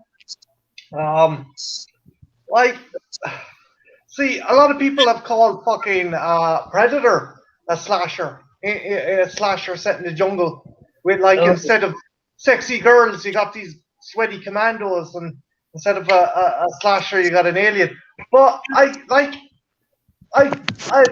whole Hitchcock 10 Little Indians thing of people being picked off one by one in a gruesome fashion. That's I don't think it should matter if the slasher is a supernatural entity or an extraterrestrial entity or even an animal. I don't know. But so long as people are picked off one by one. But I don't know. I'd say I'm wrong in that regard. But for me, I think if the kills are creative and if it's multiple kills, I think that kind of that. So you say so it's multiple kills done creatively. Yeah. So the creature doesn't matter then. Yeah, like what would you, Mark? Would you consider Freddy Krueger a slasher? Yes. Yeah. See, because Freddy is a supernatural being, and he doesn't always use practical means. I mean, he killed someone with a fucking NES and a power glove, for fuck's sake. Like, so. Yeah. So, in the worst possible fucking Nightmare on Elm Street movie, yeah, he uses Power the glove. Any avid NES any avid NES player will tell you there's no way that's like the least realistic thing because that fucking thing never worked. Hey, Ethel, at least he didn't use the rolling rocker. Oh god. Or the power pad. Sweet Jesus. Imagine the power pad, you go run to death on the power pad. That's pretty much what happened anyway, trying to get it to make that little track guy go. It's like, God damn it! I'm hitting buttons. Go! I've seen someone playing fucking Top Gun using that pad. Land the plane with the power pad. Good luck with that. Plane. Well, the graboids, they're not slashers because they're a monster. Yeah. I don't consider Tremors a slasher franchise. I would consider Tremors a horror comedy because you laugh more at Tremors than you're afraid of the graboids. Well, but then wouldn't Nightmare on Elm Street be a horror comedy? At least some of the movies. The thing is though, Ethel, for every instance the graboids kill someone, it's just them devouring the person. Yeah, There's no variety, and it's multiple creatures. It isn't one individual. It isn't one major threat. Well, Scream's a slasher, and there are multiple killers. Touche, madame. You got me there. Touche. Yeah, but in each Scream movie, there is a variant to each Ghostface persona. Yeah, the thing about Scream is it's like we explained earlier, it's a self-aware slasher. And the thing is, the only reason there are two killers is to kind of parody, but also make sense of how some of these killers we consider normal killers can do these supernatural things like teleport and be two places at once, it seems, and shit like that. That's the only reason why there are two killers in Scream that kind of play off of that. The supernatural abilities of some of the other classes. I think what it comes down to is maybe we need another subgenre. Like you've got horror, you've got slasher, and then you've got supernatural slasher, and you have to divide it that way.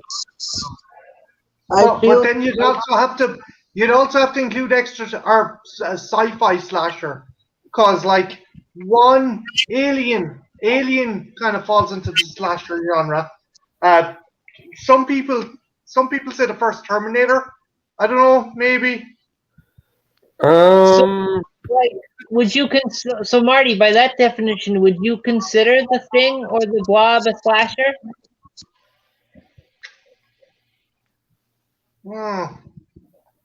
There's no wrong or right answer. We're all just saying opinion. Oh no! I'm going to be weird. I'm going to be weird and say The Thing, no, because The Thing doesn't instinctively kill anyone. It assimilates. I know it's probably a stretch, but I just it doesn't kill you outright. It assimilates you. So would that be more of a, I don't know, what I term am would I? consider that more of a invasion of the body snatchers. Yes, yeah. It's a subversion movie. It's where the Um, Blob. the Blob actually, to me, the Blob could be a slasher because the Blob actively hunts. You Like, know, the but Blob it actually, people in the same way.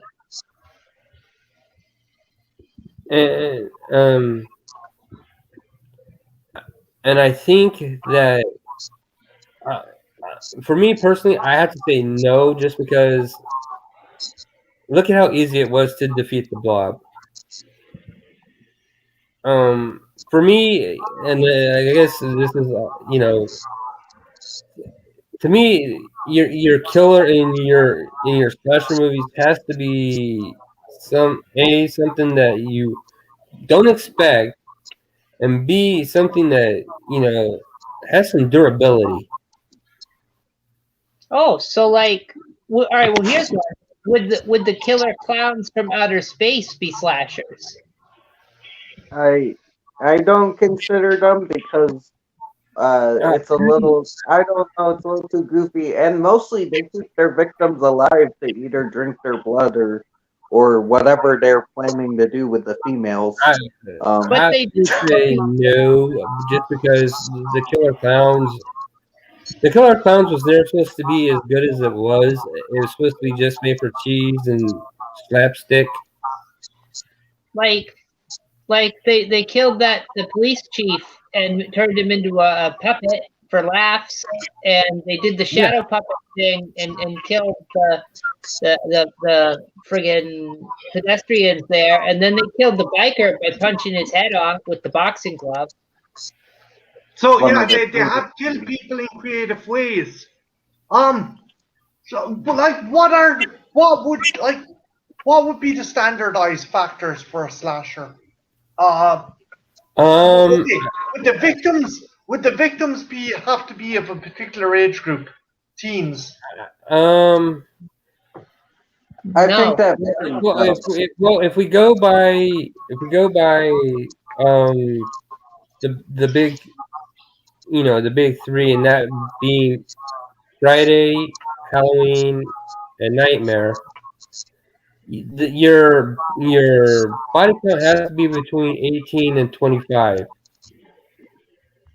Yeah, so there is a kind of age demographic for like victims. Yeah, but that's flexible. I feel like for me personally, because you got stuff like Alice, Sweet Alice, where most of the victims are adults, and even in that movie, that's considered a slasher. But there's only 2 to 3 kills in that whole movie. Yeah, and you got Tourist Trap, where like he just kills whoever. Cause that damn highway. I feel Tourist Trap is a has more supernatural elements in it, and for me, a quote unquote slasher, even though I'm saying Nightmare on Elm Street is a slasher, Tourist Trap feels more like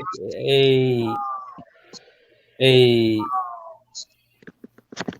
Scanners type movie. Okay. What about something like Motel Hell, where they're burying people up to their neck and like have their vocal cords cut and are like extracting blood for. I would consider Motel Hell an exploitive slasher because it has elements of both genres in that movie. Oh, for sure. Again, maybe it's just me, but you have your body count, but you also have your your demographic where the victims are exploited as hell. So it's a little bit of both. So like, well, like would Bloodlust be a slasher film? Because like he's literally hunting people. Which one? Bloodlust. Don't think I've seen it. A Most Dangerous Game. It's based off of a Most Dangerous Game. Oh, I consider the Most Dangerous Game from the 30s to be a slasher in a way. I do consider that. Okay, is Psycho a slasher? Because we only in that movie we only have 2 victims we've seen. Yeah. I So consider no. it. Because to me, yes, the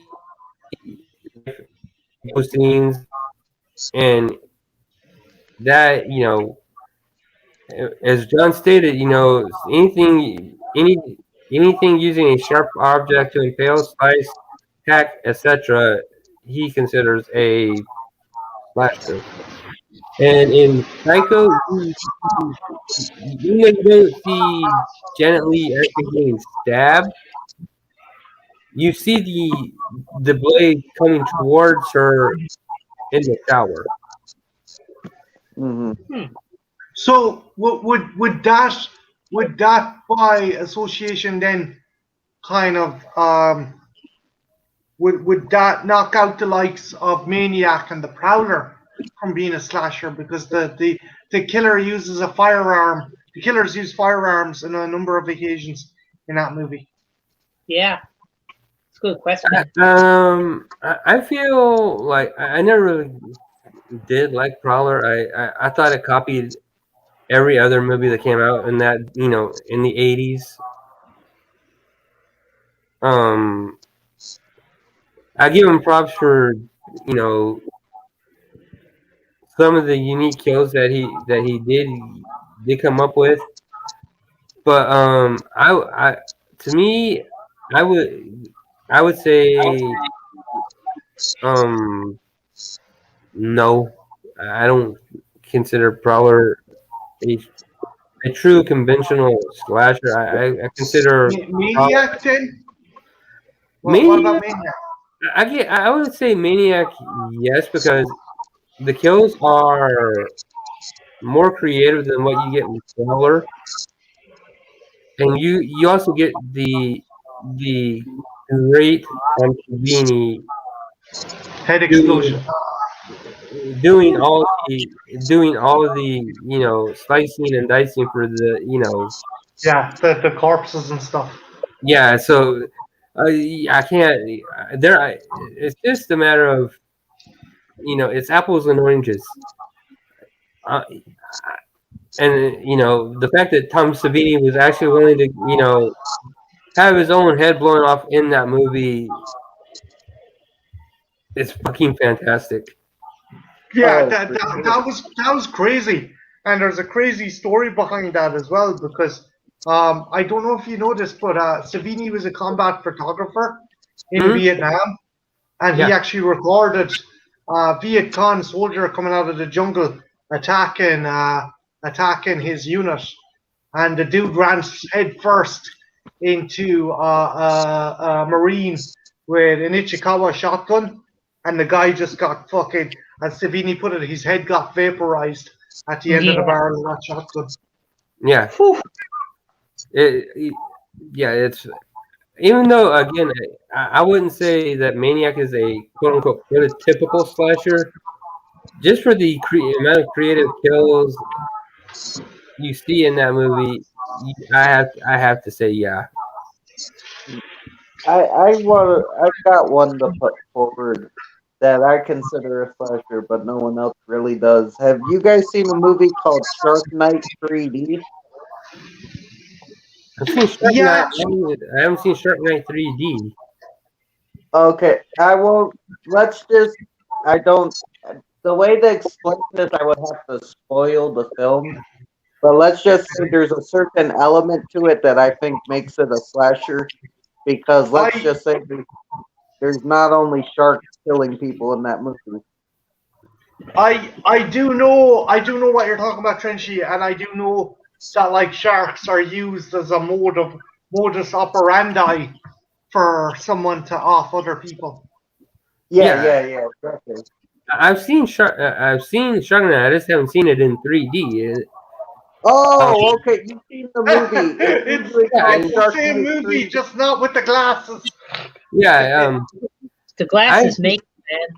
I just, Put on the glasses. Put on the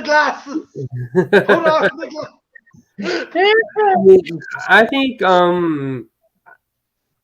since the sharks are used as a weapon, you could kind of see it as a slasher, but I would call, I'd have to side with Ethel on this one and say that Shark Night is a creature feature. Fair enough.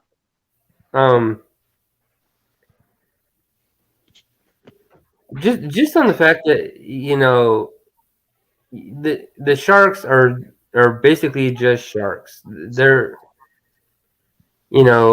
it's the humans in that movie are actually worse than the sharks are. I like Trenchy. If you were to call Shark Night a slasher, then you'd have to go with Roger Corman's Carnosaur as well. Like fucking Jane Chipchey, the mad scientist, using dinosaurs to offer rivals. It's like, what the fuck? Oh, I haven't seen that, but it sounds kind of It's dope. fucking great, Trenchy. You'd like it. Oh, it's brilliant and terrible all in one foul swoop. It is. It's really fucking that bad and that brilliant all in the same time. Guys, that where sounds would we wonderful. be? Where would we be without Roger Corman? Really, like we still need to. Like at some point, we got to do a Roger Corman stream. Oh fuck yes, absolutely. Dude, Yeah. we wouldn't have fucking Little Shop of Horrors, the musical, without his first film. So it's like he's done a lot. Like, Oh I yeah, love Little Shop of Horrors. He Like, got sliced alone out of porn. huh. True. Wait, what? Yeah, it's one of the big movies Sly Stallone first did was Death Race. Mm-hmm. Oh shit. He done that before. Yeah, Mark, I'm fairly sure he done it before Rocky, right? Yeah. Yeah, I know Rocky was his breakout movie because he wrote it and then he begged them to have him star in it. But I could see him doing movies before that, like especially something like Death Race 2000. The thing was, before that, he done a movie called The Italian Stallion, which was a softcore porno. Jesus. But I think I'm gonna go out on a limb here and say that Corman's The Fly remake was actually better than the Vincent Price original. Wait, I think you mean Cronenberg. No, that's Cronenberg. That's right. Yeah, I get those confused. Can you imagine? Could you imagine Corman doing a remake? It's Like there'd be so many like half-naked women in that movie. It would be ridiculous. Jeff Goldblum vomiting up on naked women. That's what the movie would be. That's essentially that'd be 100%. So instead of just Gina Davis, it would be like he'd be grabbing women and bringing them back and vomiting all over them and devouring them. I need your sweet. I think we definitely have to do a Cronenberg stream as well because Cronenberg has done a lot for horror. Yeah. Yeah, like James Cameron, Mark. James Cameron got his start designing sets for Roger Corman. Like maybe we pick a month and we do streams of like horror legends, the legends of horror month, and like we pick different influential people like Corman. So you're saying we each take a stream? Like each one of us take a stream of like a horror legend. We each choose one, and then we'll host the stream. That sounds good. Yeah. That sounds cool. We pick like an odd day to do it so it doesn't conflict with our other programming. Can I pick Larry Cohen? Yeah. I don't called know him who that is. Foreman though, Oh, because he brings the cheese.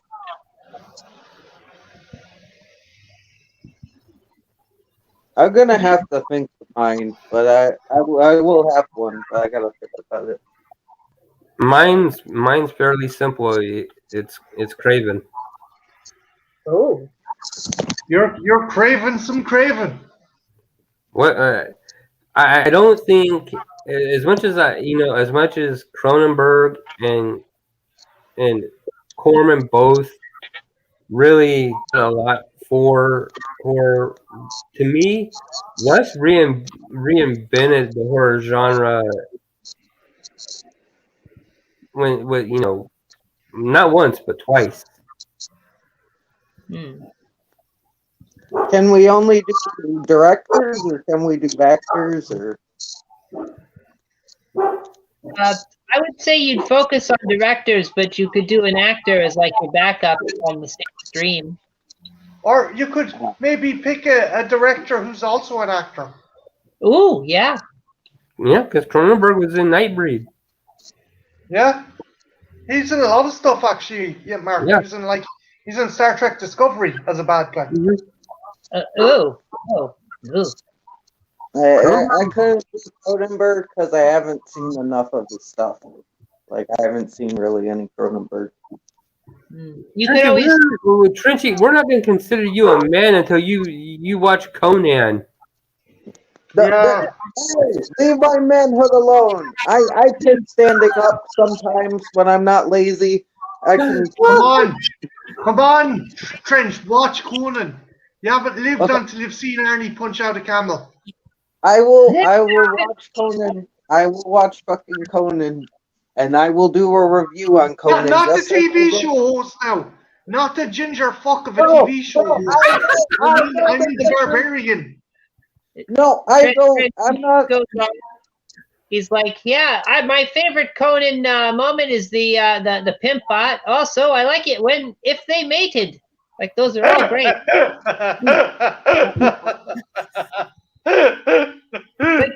Damn it, we said Conan, not Conan.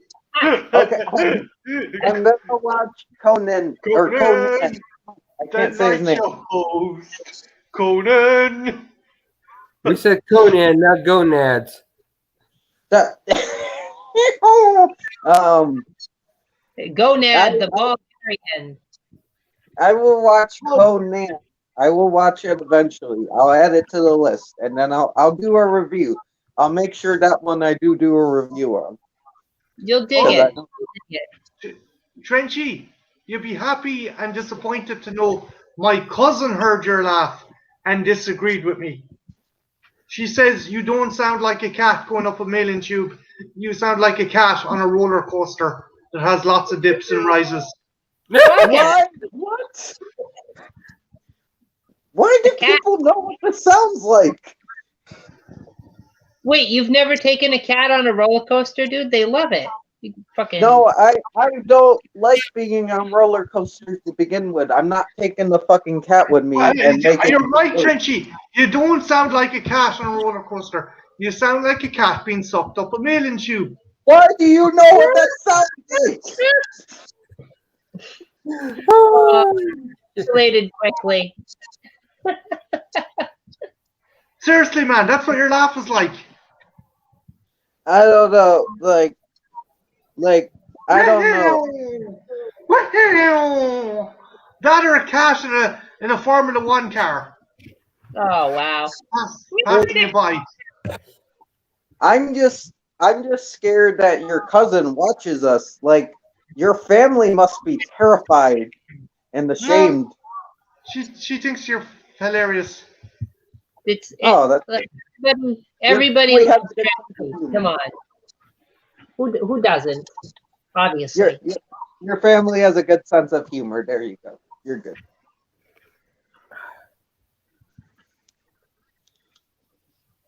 She also wants to know, can she have a free code to your OnlyFans? And I said, no, that means for money. No, it doesn't exist. Marty's cousin, if you are watching this, which I don't know if you are, I do not have an OnlyFans. Nudge, nudge, wink, wink. In fairness, if you're watching Elaine, he doesn't. He doesn't want to give you the code. He doesn't want to give you the code. He needs the money. No, there is no code. I don't even know Just how. see me afterwards. I'll give you the code. What? It's very simple. For tax purposes, Trenchy cannot admit to having an OnlyFans. That's why we publicize it as much as we do. He's got to earn that coin, guys. Don't be stingy. I am being gaslighted. You gaslighters. You damn gaslighters. First John and now this. Yeah, John, I'm never letting it go. I'm calling you out too, motherfucker.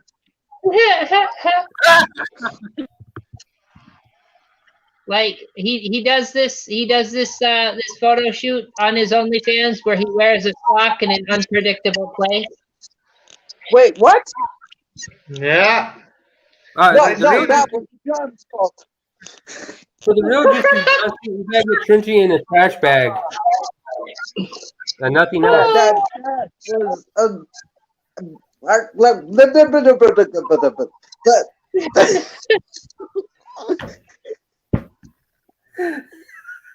Oh dear God!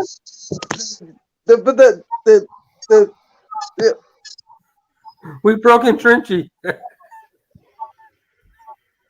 See, guys, this is how you create a slasher: is you relentlessly browbeat them until they flip their gourd, and then they go and bump us up one by one. Like it will be Trenchy with the harpoon guy in the draft Would that costume. make him the OnlyFans killer? Yes, Like the Lonely Hearts killer, but he's the OnlyFans killer. that's why it's important we all subscribe. Oh God! Stop the rampage. Oh shit! We got a chat. We got a thing in the chat. Let me take a look at that. What's going on here? We got going on. Oh, okay. Gotcha. I got. I'll be right back after I relearn the alphabet. Oh wow. Oh, poor Trenchy. The definition of good sport right there, folks. He is. He really is.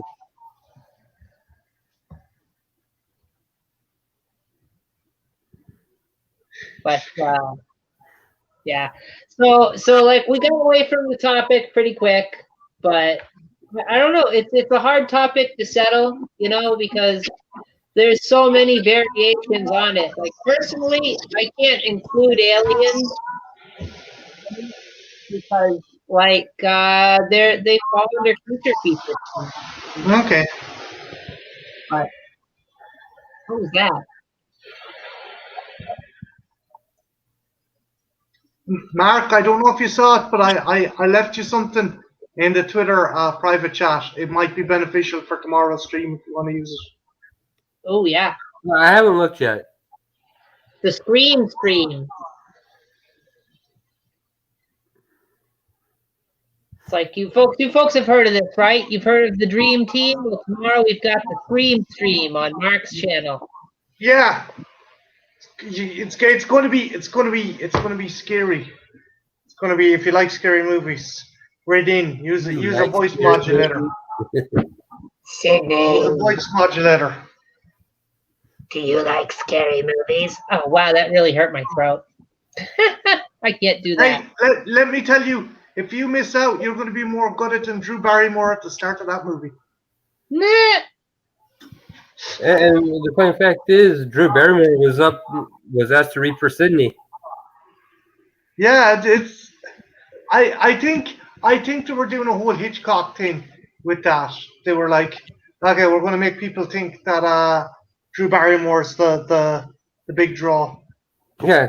Well, Drew Barrymore was the big draw to get asses in seats, but then they gutted her in the first 10 minutes. Yeah, that cat, it jumped right up on her while she was sleeping and stole all her breath. It wasn't a cat. It was a goblin. The cat saved her life. Oh, that's right. That's right. That's right. The cat was the hero. You see, folks, they don't just molest you while you're trying to sleep, Trenchy. They. Why did I come back to that? I choose to come back and that happens. But no, I agree. I like the cat in Cat's Eyes. It's one of my favorites. I like the cat. He didn't rape anybody. He just beat up a little douchebag. Yeah. Not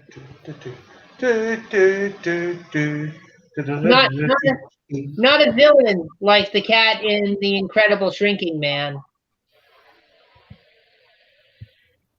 Or what's the other one? There's another cat that has an evil cat inside it, and it kills everyone on a yacht, including George Kennedy. I heard about that one. That's not Uninvited, is it? That's it, Ethel. That's the one. That's the one. It's like a mutant virus cat inside another cat that fucking bites people and causes them to die horribly. And of course, now I have to mention the friggin' cat from Star Trek, the giant black cat. Oh, the killer cat from Tales from the Dark Side, the second story that like climbs out of the dude's stomach and shit, or his mouth. Yeah. He gets an assassin to kill him. And then there's that cat from Pet Cemetery. Church. Good old Church. Yeah. But the cat came back.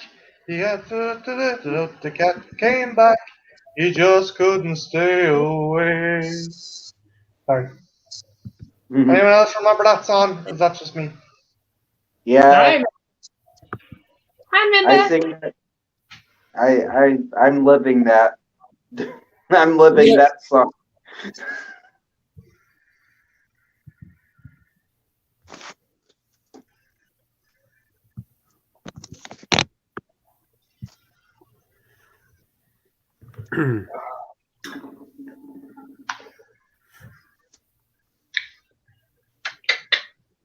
Would animals count as slashers? I would say no. I would say that's a subgenre of horror. So you don't think the monkey from Monkey Shines, the devious kind of killer monkey from Monkey Shines, is a slasher? No, but then you have movies like Basket Case where Belial is just a claymation fucking beast of a thing, blob. So if you're gonna say Monkey Shines, then you have to say movies like Basket Case count as slashers. Okay. I'd pop that into creature feature because it's like even though the monkey isn't a monster, it is a creature. You know. To me, Basket Case, Belial from Basket Case is a little bit of both. He's oh yeah, he's definitely a monster. You know, he's supposed to be human, but he's definitely monstrous. Yeah, or he lives in a basket and he's hideously deformed and oh boy, he humped that woman. Dear God. Going off the subject. Have you guys seen a fantastic movie with Peter Weller? It's essentially RoboCop versus a rat. It's called Of Unknown Origin, where this yuppie is trying to get rid of a rat. It's like Mousetrap. Incredibly sinister. Do you remember the movie Mousetrap? Mm-hmm. Imagine that, but with RoboCop and a carnivorous rat. Don't think I've ever seen that one. Oh, it's fucking awesome. There's a bit. It turns into Moby Dick. He literally has to go to. He's a yuppie, and he goes to this big dinner to try and score a meeting to get people to fund his company's project. And like his boss is there, and these Japanese reps are there. And he starts. He has become so obsessed. He starts like listing off all these facts about rats, and the people at the table are trying to eat, and they're like getting really uncomfortable. It's a fucking brilliant movie. I was gonna say, I think I would remember seeing that. Dead or alive, you're coming with me. He's even got his own Quint. There's even his own version of Quint in this fucking movie. He's like, yeah, I was in the mop-up crew when we went into Nagasaki. Yeah, everything was dead, even the roaches, except the rats. The rats were there eating the bodies, and it's like, what the fuck? I think I would remember seeing this movie. Sounds like it's called Of Unknown Origin. I'll send you the trailer. I'll actually PM you the trailer back. It's awesome. I'll get you the head, the tail, the whole damn thing.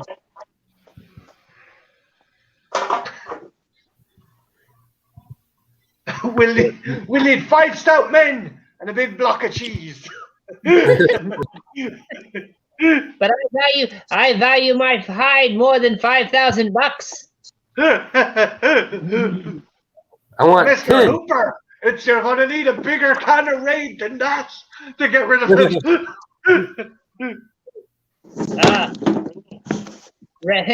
You go into the cage. Cage goes into the sewer. Rats in the sewer. All right. Let it do to you fast. Farewell and adieu, you ladies of Spain. Don't know what they'll do with that cage. Might eat it, I suppose. Might nibble on it for a bit.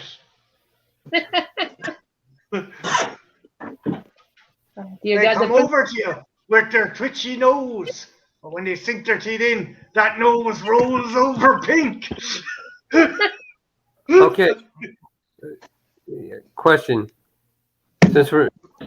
Would you guys consider Overlord a slasher movie? I haven't seen that one. Wait, the one with the Wolfenstein-like movie. Yes. I consider it more an exploitation. I would consider it an exploitive zombie movie. Anyone asks me what Overlord is, I tell them it's the best Wolfenstein movie never made. That's how I describe it. It's great.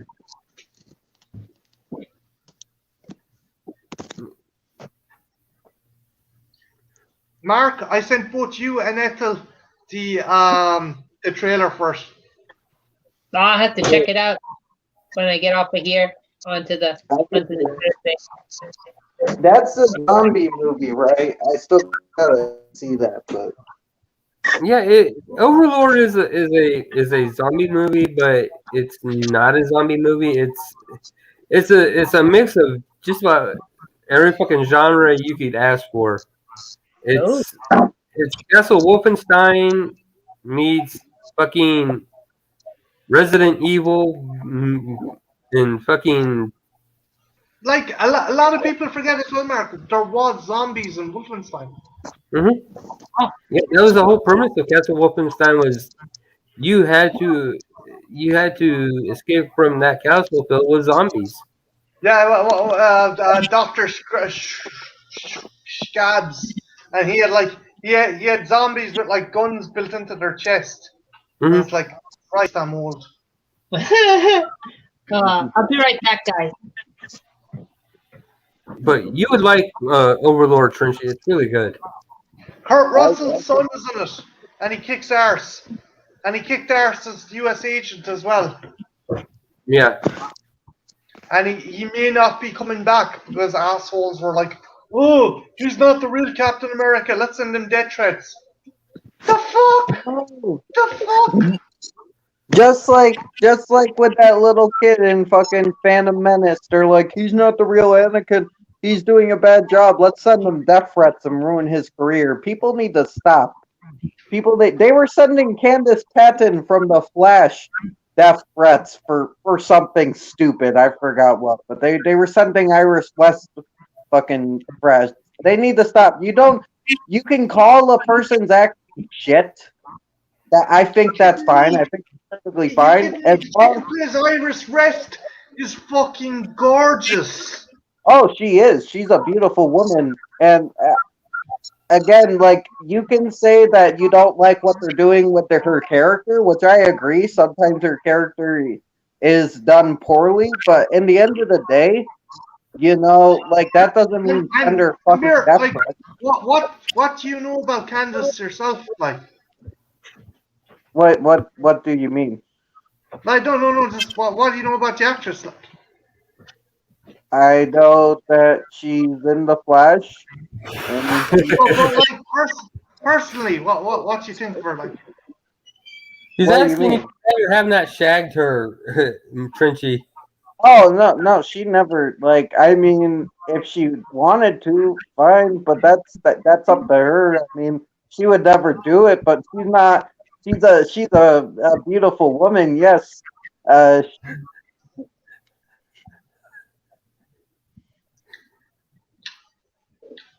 what?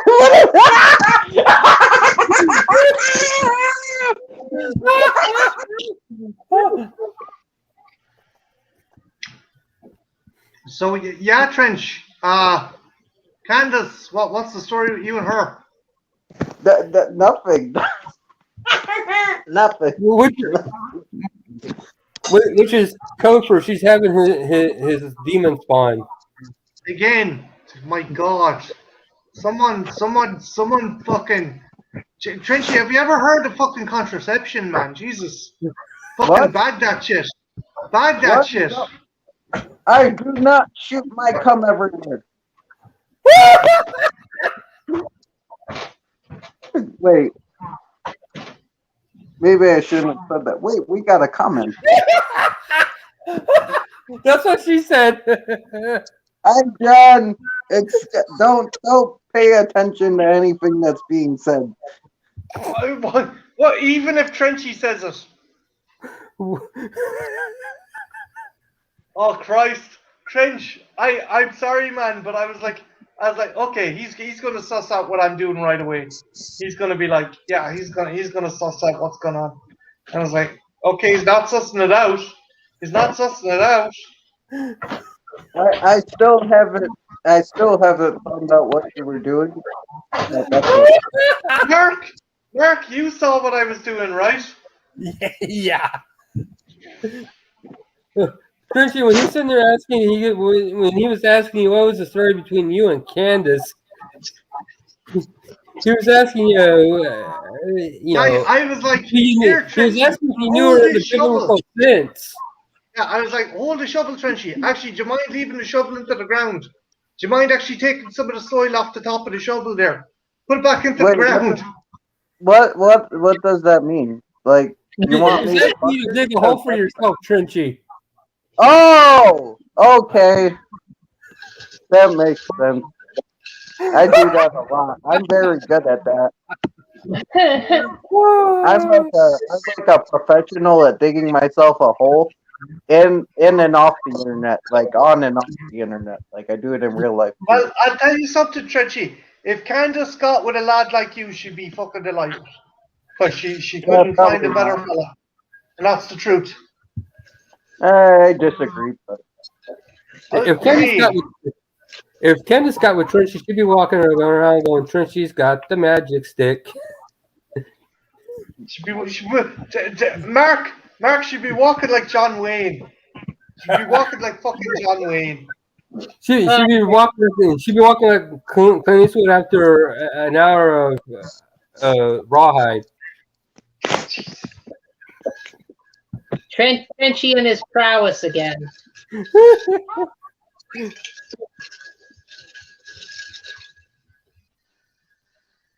Rawhide. Rolling. Oh, Candace's ass is swollen. Trenchy was a Poland.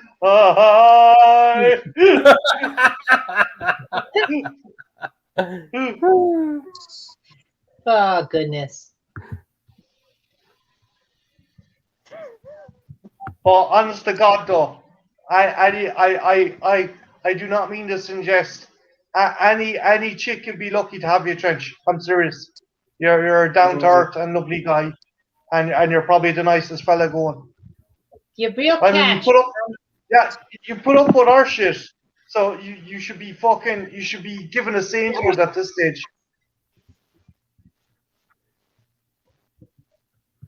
And I genuinely mean that. Anyone who can deal with us on a fucking daily basis is definitely up for sainthood. I mean, I'm part of it too, though. I've said some fucked up shit as well, so we're all in this together. Except for, like, not the High School Musical. But. Be right back, guys. I'm just gonna make myself a cup of. Ah. I had to get the rest of my coffee. It had cooled off, so I had to get ice. It was a thing. Fucking hold my head. Hey, Night Watch. Hey, Night. Howdy, Night Watch. We're supposed to be talking about slashers, but We are. Yeah. Oh, since Night Watch is in the thing, like folks watching, like you can check out the nomination video, Night Watch 1 for April, for channel of the month. So like, you got to nominate people and vote. So like, head on over there, vote and stuff. yeah, I gotta vote, but I don't know who I'm gonna vote for. Because it's like, like I said, it's either between Grande or Corey at this point, and they're both really cool. I'm voting. King needs gore. Gotta vote for my pal Corey. It's what you do. I love Corey too, but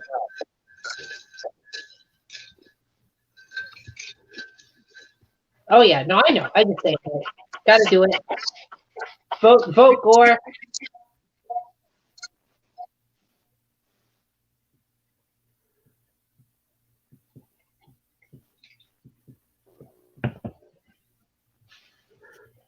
But I figure that's a good place to give a shout out for that, because it's an ongoing thing that everybody's trying to get going, and like I support it. yeah, man, that's been going for like I think like 2 years now. I don't know how the fuck they haven't ran out of people, but it's like, yeah, keep that tradition alive, man. I thought it was new, like. Oh no, that shit's been around for a while. That shit was around when I first found the horror community, and it was like a year in or something. That shit's been around. Like, I guess I was just in the dark on it. I mean, but yeah, no, like, gotta keep that stuff going. Like, there are tons of people out there who should be recognized.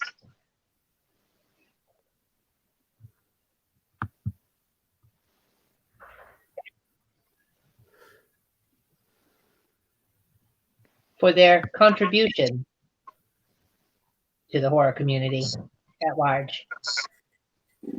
Hey, Leroy. Oh, Leroy. Hey, Leroy.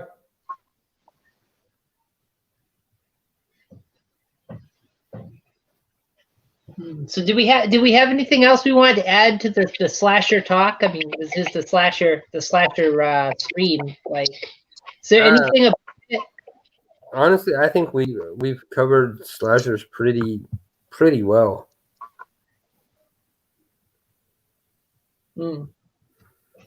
Just trying to think if there was any factors that we haven't mentioned. Like, you have the body count, you got the gory kills, you've got the age demographic of the victims.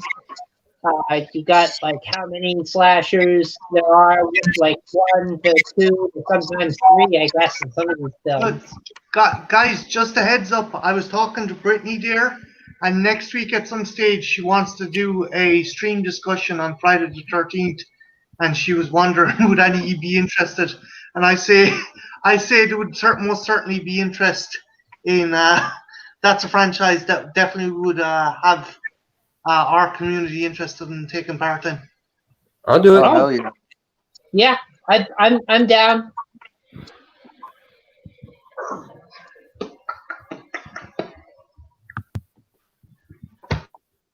all you gotta do is just let me know what. I'm assuming next Friday, since it's Friday the 13th, right?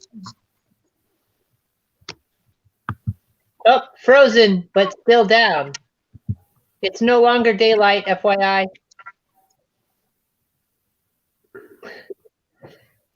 But yeah, no, that's a big franchise to cover. So like that should be a pretty decent stream.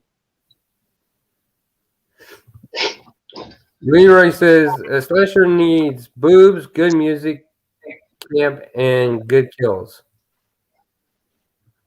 Decent analysis. I think I would agree with 3 out of those,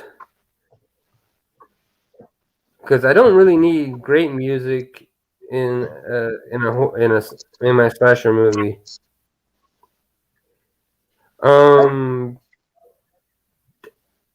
Good kills. Yeah.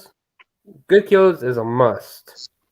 Oh, you gotta have some kills, man, and they gotta be like at least like even with Halloween there was good kills, and it doesn't even have to be bloody. Just make them interesting, like Halloween did, like where he impaled the guy to the wall, and then he kind of was admiring it like he was an artist. That scene right there in Halloween is iconic because not only does Michael pin that guy to the wall, he does the head cock. He's like, man, I just messed that mofo up. He's admiring it, studying the guy. It's definitely creepy. I also like to kill in that movie where he's pretending to be Bob. You know, he's got the sheet and the glass. Yeah, that was great, but no blood, just strangulation. Yeah, strangulation. That was an awesome. I don't need boobs in my in my horror movies. It certainly helps. It helps, but The Conjuring has proved that you don't need it to get it to work. Wait, what proved that? The Conjuring. Oh yeah, no, definitely. Like you don't need it. It is a good ingredient to have, because it suggests vulnerability of the victim. Yeah. I agree with that. Because when are you more vulnerable than when you're naked, man? Like that's like you got nothing. I agree with the campiness and the good kills. I don't. Again, I'll say because The Lost Boys is one of my favorite movies, and it has one of the best soundtracks for a horror movie. I would say decent music is a requirement, but it doesn't have to be the main focal point of the movie. Yeah. As long as you have for me, a good slasher needs a believable killer or a decent killer, good kills, and I gotta go with the campiness because who doesn't like a little cheese in their horror movie? Oh yeah. Sure. Like I don't know. There's a certain quality to a cheesy movie. Like for instance, we recently did Drive-In Massacre, and that is a very cheesy slasher.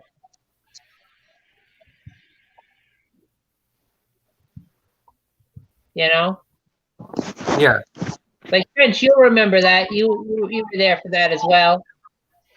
Yeah, that was I did. I think myself and Trench ended up ruining the ending for people. No, it was Sponge. I was behind. Oh, okay. Sponge. Sorry, Trench. Oh no, you're good. I wish I could have ruined the ending for people. It was fun. Myself and Sponge was like, oh, that's shit. And then till your face was like, you fucking idiots. What the fuck? Like, what are you freaking out about? We're not there yet. Like, I don't know. I'll play with the timing when I put that one into Trash Picture Theater, and I'll try to make it like less ruined. But I don't know if I can not have it be ruined. Maybe I leave that in. That's sort of added to the character, the experience. But no, it's like, but that's a very easy slasher. You know, even right down to the decapitations. It was fun. The kills, I think, are what saved it. The plot kind of got in the way of the kills. Yeah.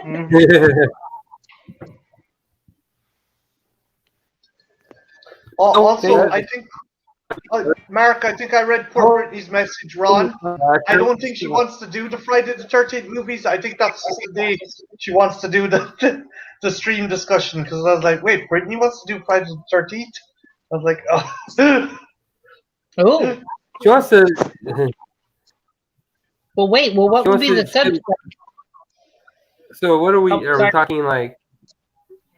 No. So are we talking like? What, she wants us to do the discussion on Friday the 13th, and not necessarily discuss on the day, not on the actual franchise. That's what confused me. Sorry. Because I was like, wait, Brittany isn't a big fan of gory horror. I was like, oh. Wait, when is Friday the 13th? It's not next month. Is it not next week? It's next Friday. No, Friday is the 14th. Because it's next Thursday. Maybe she got the day wrong, or maybe I read it wrong. I'll chat to her, because she is looking for people to do a stream with her, I know that. Like, I mean, I wouldn't be able to do it on the 14th. I wouldn't be able to do it next week on the 14th because I've got 20 million miles to Earth. Yeah, I was thinking that as well. If she wanted to do it on the 21st, I could, because that's the off week. Like today is an off week. Sure, fucking, I'll drop her a message, or I'll get her to mention it in the chat. I mean, if she goes the same time as me, even if I'm not there, I'll promote it. Like, I'll mention it on stream, as I do with Night Watch and other folks who happen to. Yeah, no, I'm definitely up for your stream anyway next Friday. Yeah, that was your selection. By the way, I might as well take this point to announce that we're going to be watching 20 Million Miles to Earth, which I sort of already spoiled the announcement. But yeah, that won the voting by a very large margin. Like, it just took right off. I don't think anybody. Say what, Trench? I don't think anybody voted for anything else. It's like, oh, Ray Harryhausen's involved in this. I want to see it. In fairness, Mark wanted to lead the charge with what was the other one you picked, Mark? Was it you that picked? Yeah. Hey. Oh my God. Hey, Brittany's sister Natalie's in the chat. Hey, Natalie. Hey, Natalie. Hey, Natalie. How goes it, amiga? La cucaracha. Why am I singing this song? La cucaracha. Cockroaches.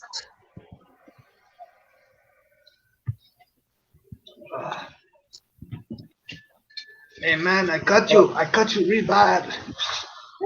I'm gonna cut him, Holmes.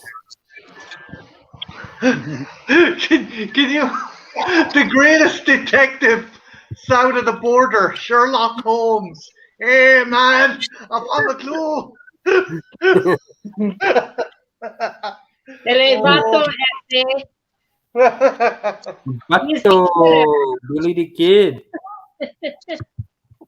Moriarty, hey, you tried to kill me last time. I'd like, if you gotta cast that, I would say let's cast Cheech Marin as Holmes. And it's got to be spelled Holmes with like the Hispanic spelling of it. Hey Holmes, you come in to solve the mystery. Oh Christ, we're getting cancelled. We're so getting cancelled. This is I'm gonna getting get cancelled. Don't cancel Mark. Cancel me. Marty, if we were already gonna get canceled, we would have been canceled a long time ago. Yeah. Yeah, Long. it's all in good fun, man. Cinco de Mayo was like 2 days ago. Like, you got to get your shit in when you can. Hey, we love I still- Hispanic people. I still love the idea of Sherlock Holmes. Just like Sherlock Holmes. Holmes, eh? Well, Holmes. Just Victorian England. Everything is historically accurate, bar the So- character. Yeah. Yeah.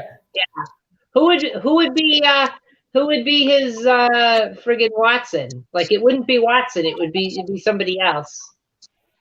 Like, you have to change it from Watson to Who was he? Chong. Yeah, Fucking. it would be Chong, and it wouldn't be Watson. It would be well, Tommy Chong isn't Hispanic though. What's the Reno? We're already flirting with liberties here. I don't know, maybe Lou Diamond Phillips? No, but Lou Diamond Phillips. What's La- the Reno? We got it. I know we got to get what's his face, Johnny Longbone from friggin' Track of the Moon Beast. That can be. Ruben Blades. Ruben Blades. Instead of Watson, it's what's happening. Well, Yeah, that's it. We're getting canceled. Well, you I guys are. What do you think, Natalie? Are we two on PC?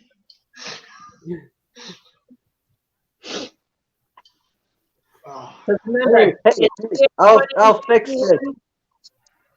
Say what? Don't cancel us. We remember the Alabama. Wait, that's the wrong. God damn it, that's the wrong. Oh, shit. Now we're big. Fucking Why Trinity. just piss him off more, Trenchy? Like in the year 2021 has been outlawed. We are not allowed to engage in humor. For-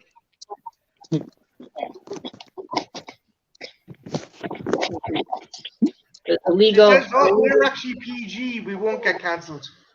Oh, good. She missed all the X-rated content. We were talking about Trinchie's enlarged penis earlier. Ah!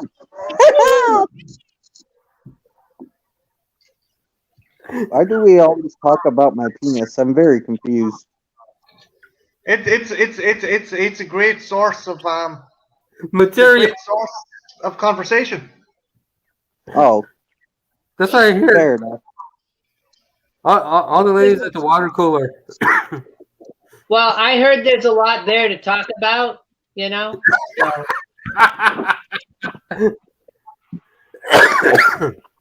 I mean, like, no, never mind. Now I'm not gonna go there. Keep going. I just got a rated R. I'm the rated R superstar, and I'm proud of it. I had to delete my next verbal comment there. It's only 9:52. That is not quite late night. That would definitely. You haven't passed the watershed yet, Ethel. Yeah, I gotta wait on that one. Ah. Oddly enough, Nelly, I have a rated R superstar T-shirt. You gotta say it correctly. You gotta say rated R superstar. Mark, would you say there's space for two more people if anyone else wanted to jump on? Or are you happy to keep it this number? Yeah, there's anybody who wants to jump on. I posted the link in the chat somewhere in there. So drop on in if you want. Jump If you're in. brave. Join us. Actually, Mark, I don't know if this would help or not, but maybe the fact that you were confused as for a Mexican, maybe that means you could get away with the joke. Like, hey, Yeah. See, Mark is Mexican. He's just I don't know. He's Hey, Mexican. he could be. How do we know? He lives in the West. He could be Mexican. Yeah, Arizona. He's either close to Mexican Mexico, right? or Mexicant. We haven't decided yet, but we'll Right now, I'm straddling the border.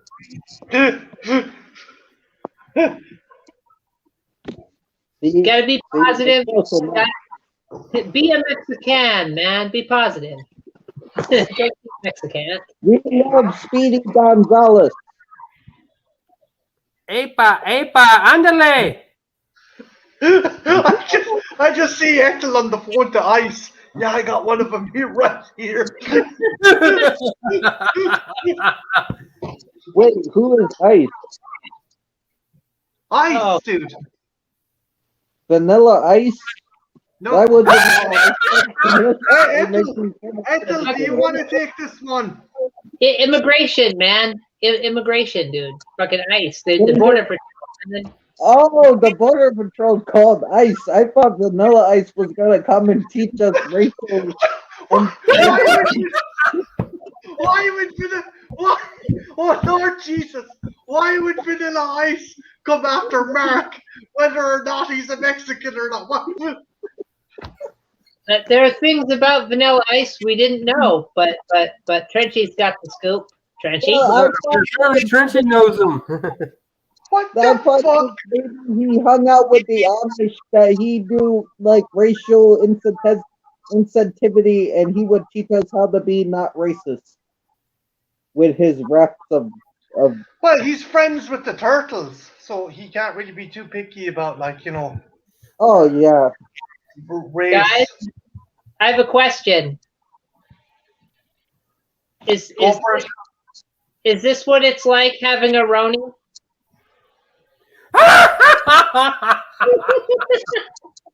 Like a pepperoni. Oh, see, Mark gets it. Oh, Mark gets it. Or do you mean a jabroni? Because I think that would be pissing off the Italians. No, it's okay. The Rock invented the word jabroni. It's short for jabber. No. I thought I have to correct you here. Oh, The Rock did not invent the word jabroni. The Iron Sheik did. well, the Rock Yeah. is credit for it. The Rock got permission from the Iron Sheik to use the word. Oh, okay. All right. I thought the Sheik was saying it because he heard the Rock say it, because the Rock was out there saying he invented it. Trench, Natalie has a question for you, dude. Oh, I do. Yeah, I remember that. Yeah. That was like a few months or like a month ago, right? That was some funny shit.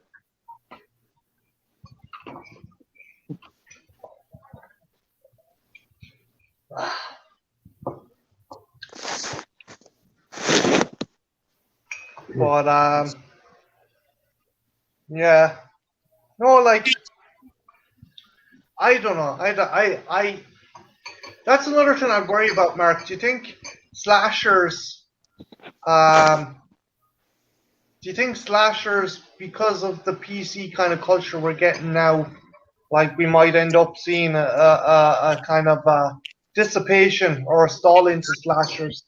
Because while a lot of people of common sense see them as movies of female empowerment, there is another bunch who consider, slashers are particularly, like, promoting violence against women. On one side of that coin, I do feel that there is that movement where, you know, if you know that the culture we live in now won't allow quote unquote slashers. But then on the other side of the coin, you have female directors who are making slasher movies, and so it's one of those. Yes, we live in a culture where it's all about women empowerment, which again I don't have a problem with. I think a lot of slashers promote female empowerment. You've got Sydney, you've got Yeah. fucking Laurie, Peace. you've got yeah. Yeah. I look at the girl from You're Next. She is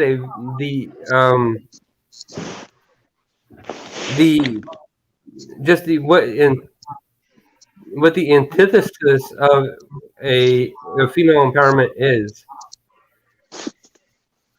Well, like I feel like that they've shown like women's strength in other ways. Like look at Nancy in Nightmare Part 3. Like yeah, she has some like weak moments where she can't convince her father, and the other guy has to like convince John Saxon and stuff. But just her being there, just her putting her life on the line for these kids and facing this monster that destroyed her family to save these random kids she doesn't know. Like she doesn't have to help those kids, but she does, and she faces Freddy, who killed her mom and turned her dad into an alcoholic, pretty much destroyed her family. She's facing this monster just for these people she doesn't even know. Like I feel like that's strong in its own way. Like she's not like a badass fighter, but she's a strong-willed human being. Yeah, But I would agree with that. I do think like you have the likes of Anissa Sarkeesian, who I have problems with her on a whole other spectrum, and it's not because she's a woman or anything, but because she takes pot shots at things in pop culture and says they're like they're what does she say? She says they're kind of like an avenue for men to express their chauvinistic tendencies, and I'm like, what the fuck? Like, I watch a horror movie. I'm not gonna go out and fucking murder a woman because I watched a horror movie, or I don't want to murder a woman because I watched a. Well, it's the radical feminist playbook, Marty. Is that's where that comes from? You know, it's everything that isn't a 100% like clean, polished tribute to women is automatically a chauvinistic thing. Yeah, but the thing is, she's turning on like female cosplayers, and she's turning on female gamers, and she's like, oh, women are like, women should be outraged by like, say, 2B from fucking Otto Aminra or whatever the fuck, or Jill Valentine or fucking Lara Croft. She's like, oh, they're being sexualized, and like the thing is, a lot of women are like, no, these are empowered women who use their sexuality as a positive, who use it as like a kind of to show, yeah, this is my body, I'm proud of it, and I'm not gonna fucking. It's okay for women to be proud of their sexuality and dress a certain way. Like they can, if they want to dress that way, they can dress that way. They shouldn't be ashamed of it. It's just a thing. The only misogynistic part is if a man is forcing them to dress that way, which usually isn't even the fucking case. Like, but they don't make. I don't think there's anything wrong with a guy being attracted to a character, be they in a comic or a video game or anything. Well, at the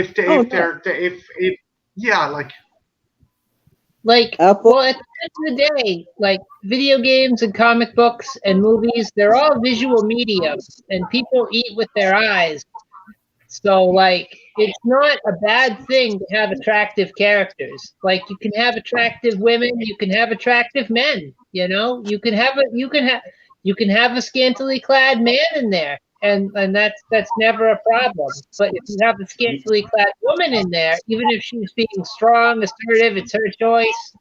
It's instantly bad in their eyes. That's the kind of shit that got rid of Miss Marvel, like Ethel, right? Yeah, like they took a great character who was somebody who battled with alcoholism and somebody who was tortured as a prisoner of war, essentially. And, somebody who'd made great strides, who had been victimized sexually and came out on top over it all. And they basically, ruined her, dumped her down, they covered her up, they did all this and that and the other thing, and they took away her name. You know? Yeah, it's not a fucking crime to be called Miss over Captain. Yeah. Like, yeah. Like Sorry, Mark. I prefer the original Ms. Marvel. Ms. I Marvel. agree. This I- movie's I- badass. I don't agree with this whole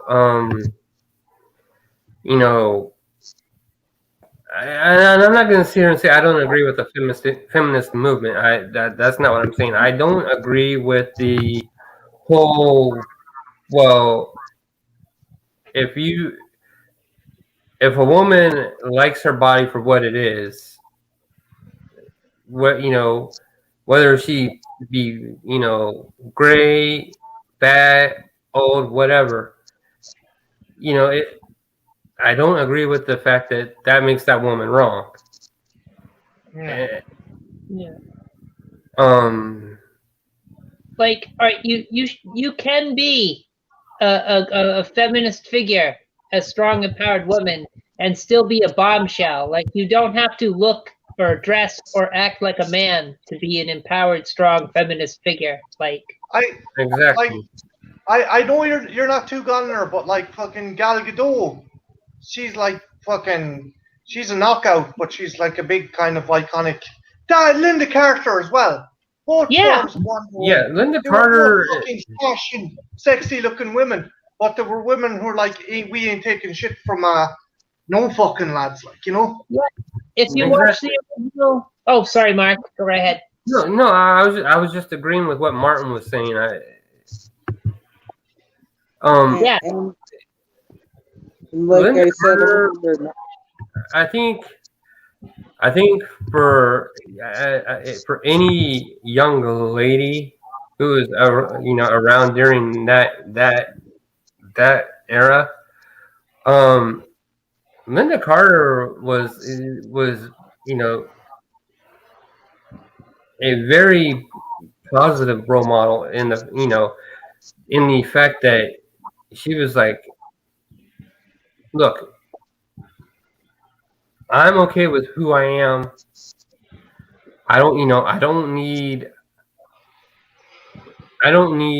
a man's approval to know I'm beautiful. Yeah.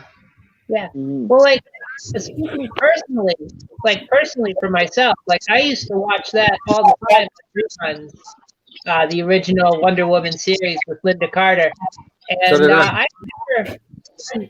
I never once felt like she was being so over sexualized or being used or played down. And in fact, more often than not, she was not just the brawn of the show, where she's rescuing Steve 90% of the time, but she was also the brain.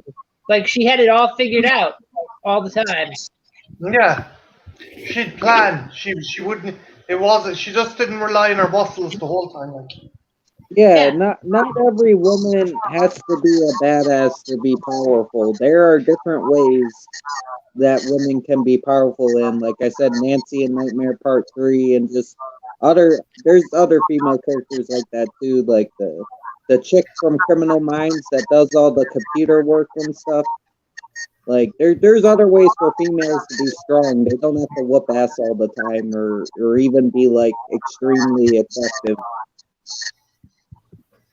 Yeah. Like for the longest period of time, male characters were you're only allowed to be zany and kooky if you're a male character.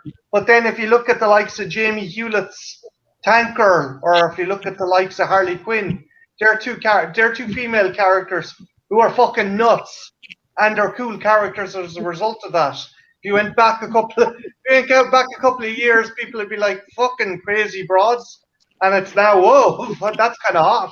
These fucking women are nuts. I look at Erin from You're Next as a very strong-willed female character. She takes on hired mercs and proves that being female isn't always a negative.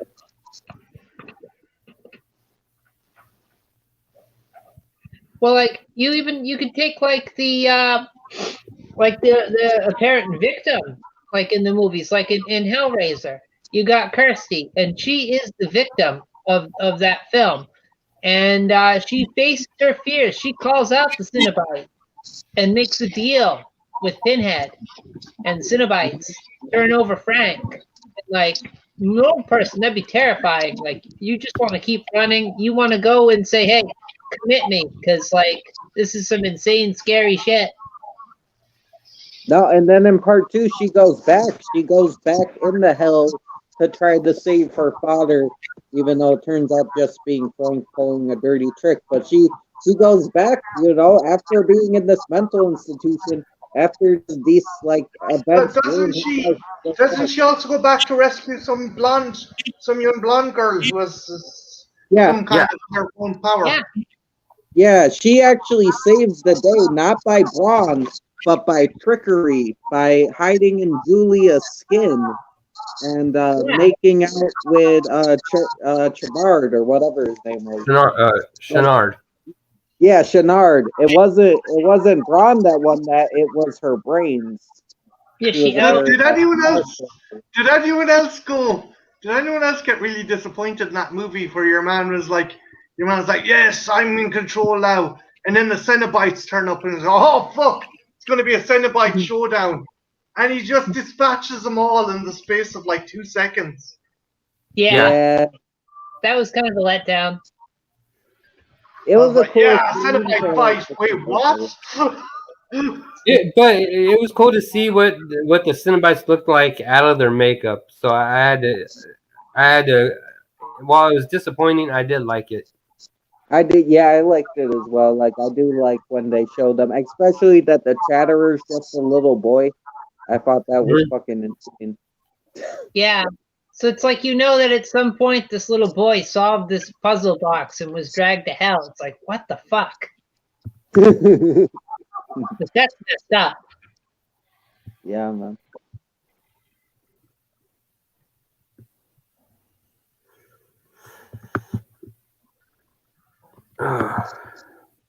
Don't solve that lament configuration, guys. Don't let your kids do that. Get them a Rubik's Cube instead.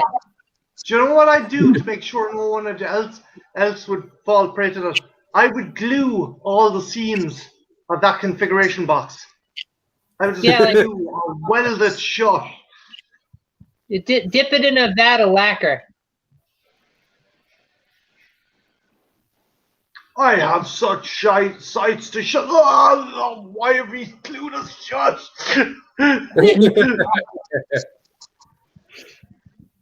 Yeah, and then you're safe until they make that big satellite and it turns into a giant box. I liked Bloodlines. I am going to say right now, right here, I like Bloodlines, and if Queenie Todd is watching, she'll kick my arse. I actually think Bloodlines is the best out of the trilogy, or all the series. It's a great episode. Oh, it's great. You should check it out. I like Bloodlines, but I'm gonna say that 2 is actually my favorite. Okay. I like the first 2, but I think there's a bit too much busy work going on between all of them, and sometimes it kind of like it slows down a bit too much for my liking. What I liked about Bloodline is it was the origins of the box. Yeah. That's what worked for Bloodline. It was the origin of the box and what it did.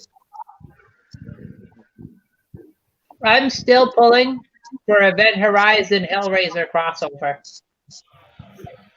Tell you what, I'll do it someday. I'll do it, Ethel. I'll edit it. I'll literally edit. I'll do an edit, a fan edit.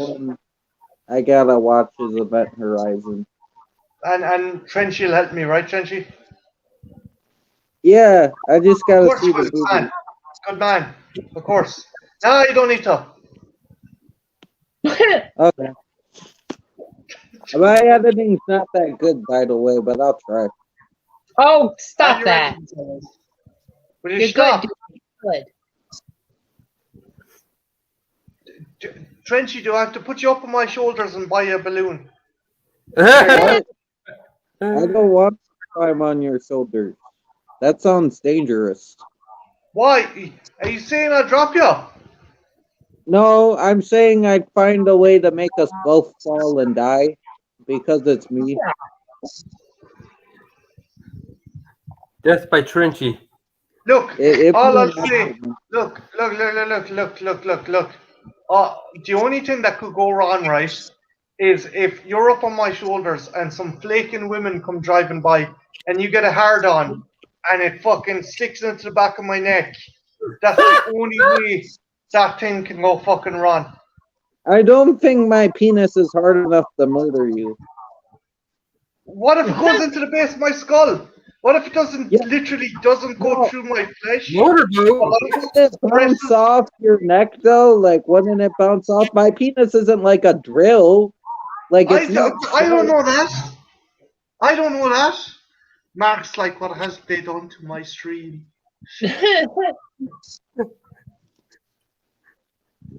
I'm sitting here going, why the hell did I invite these people? No. Tell me again why this was a good idea. Nah. Okay, that was weird. Because that sound sounded more like a cat jumping out of a plane with a parachute. How do you know what this sounds like? Because it's the head of an airplane. I'm eyeballing it. I'm earballing it. I don't know what the fuck is the term. You're using the sound cloud. Yeah, look, Trenchy, all I'll say is just if I'm carrying you on my shoulders, don't get an erection. That's all I'm saying. That's what I will not get an erection. Oh, No. great, we made last people leave. I will not get a picture for you or anyone My camera works now. or Uncle Grandpa or anything. Ethel, were you leaving with the thought of Trenchy getting an erection on the back of my head? Is that what? No, I got zapped out. Hey, is my icon like white now and gone? Yeah, your icon has gone white, but we can hear you clearly. There we go. We'll stick with the embarrassing still photo when it was daytime. Well, we can't see that either. It's all black. No, on my there's no photo. Oh, great! I get no photo and no icon. Let me just go out and come back in. God damn. That's what Trenchy's girlfriend said. Well, I don't have one. I don't have one. Mark, what if you were carrying Trenchy on your shoulders and Trenchy got an erection? Would you be like, what the fuck? Would you drop him? If I was carrying Trenchy on my shoulders and he got an erection, he'd break my back. Yeah. Yeah. You know what, Mark, you'd have this weird thing sticking out of the back of your head. You'd look like one of the Teletubbies. You look like one of the fucking Teletubbies with this big fucking shaft coming out of the top of your head. My dick's not that big. I don't know what you guys are talking about. Like, my dick's not that I big. look like a reject sub from down Periscope. Fucking David Cronenberg's Teletubbies.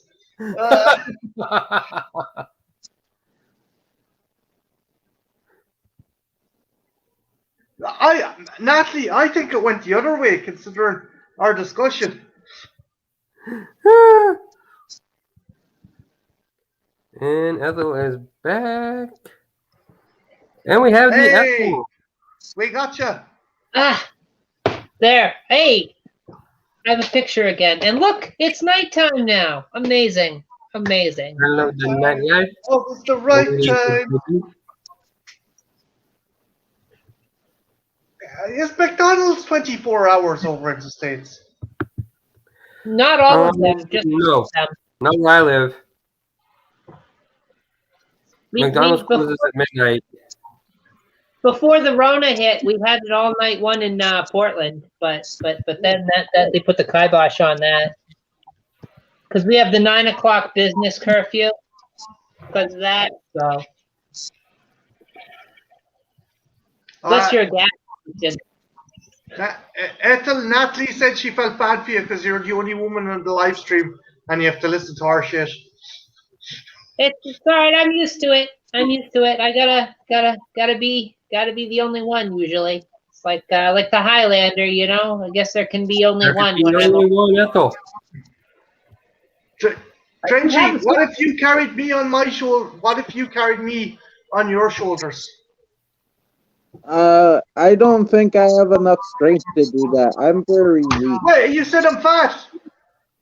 No, I'm just saying I'm weak. I can barely lift like other things that are light.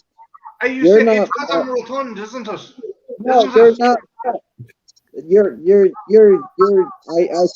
You're not fat. I can't look. I've seen you with your shirt off and you didn't look fat. Why body shame me? Why do you have to body shame me, Trenchy? No, I'm not like you don't look like I see you with your shirt off and you didn't look I have fat. other feelings than hunger. Oh God! Wait! I told you not to tell anyone. That was our secret. No, it was on my live stream, and it's okay because me and Ian took our shirts off too.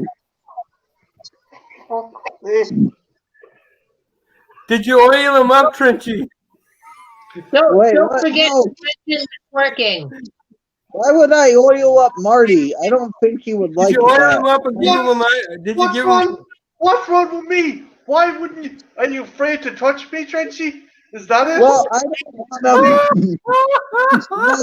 I don't. Well, only if you want to. I don't want to molest you. I want you to be consenting.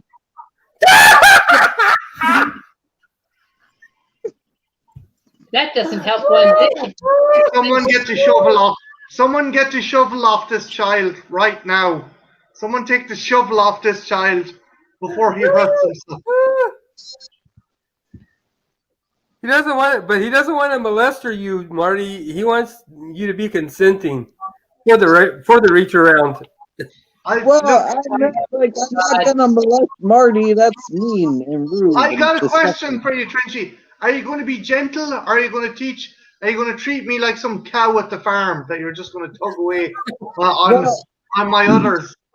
Why would you do that? Why would I tug on your udders? You don't have udders.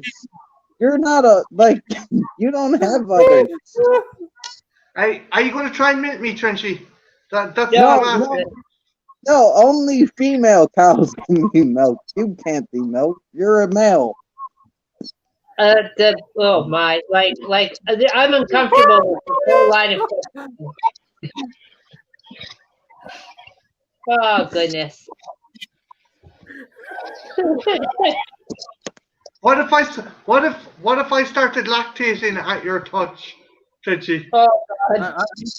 I'm trying, Natalie. It's just not working. Well, I don't know. That would be dope, though. I've always wanted to lactate. I thought that would be cool. Now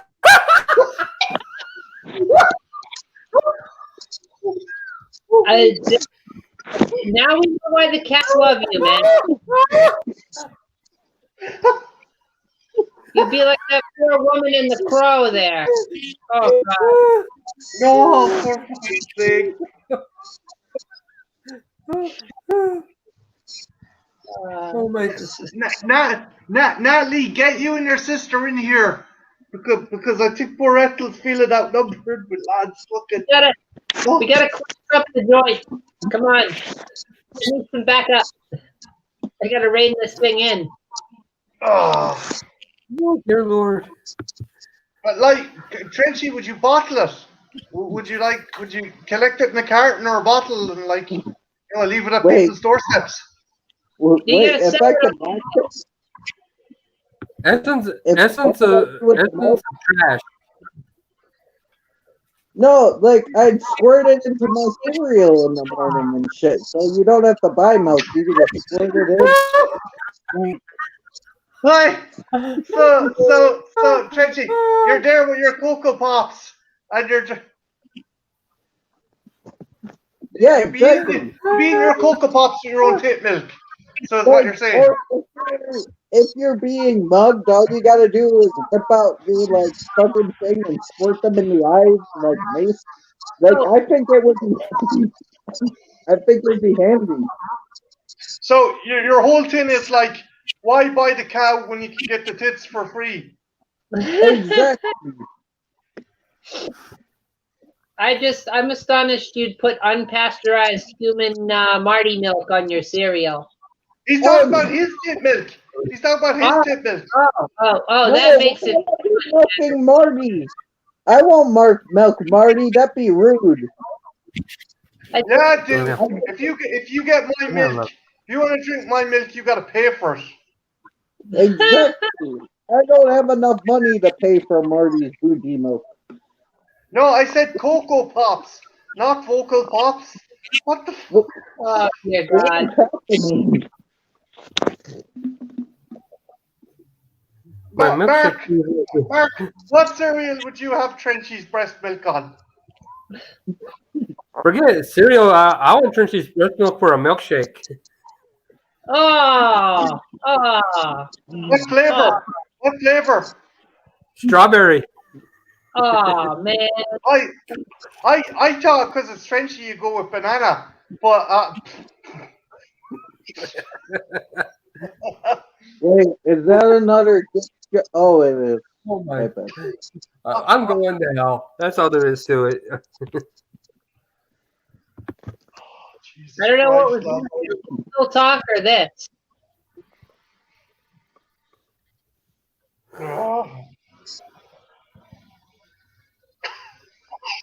Oh, for fuck's sake! Like, would you make cheese and shit out of a Trenchy? Oh jeez. Yeah, I make cheese. Like then I can have like grilled cheese all the time. That'd be dope. Grilled Trenchy milk cheese. Oh, for fuck. Oh goodness gracious. But I don't know how to make cheese, so I would have to go to the cheese makers and ask them. So what, you go to the cheese makers with a bottle of your own lactated milk, and you're like, turn this into cheese, and they're like, spell it, and they're like, what animal did this come from? And would you tell them? Well, yeah, I don't want to lie. Got it.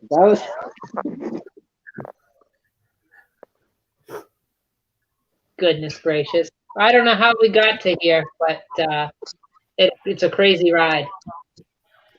Ethel, if you're like in a department store and you see like Kraft cheese, and if you see like fucking the Laughing Cow, and like just fucking I don't know Golden Vale dairy cheese, and then you saw Trenchy cheese up on the counter, would you buy it, or would you be like, nah? No. I'm gonna buy. You know what I'll do? I'm gonna buy a little bag of those Baby Bells. Those are pretty tasty. Okay. So it's like you're buying a entire wheel of cheese, but it's really small. What if there's a picture of like a very serene looking trench on the cover of the cheese? You would be tempted to buy it. That picture where he's like this? Yeah. Yeah. I don't know. That's tempting. Wait, how much is it? Is it cheap or is it expensive? Because like I don't like paying too much money. $1.20. Oh, $1.20. Hell, that's sold, man. That's. It's a block this big. It's a block this big. Like I'm sorry, but that's good economics. Like I'd have to buy it. Trenchy, why am I deciding the price of your tit fucking milk cheese? I'm not good with prices and stuff. I'll just leave that to you. I feel like you're a better promoter. Is it worth the sore nipples? Oh yeah. I mean, I've never tried it before, but I think it would be. So how about those slasher films?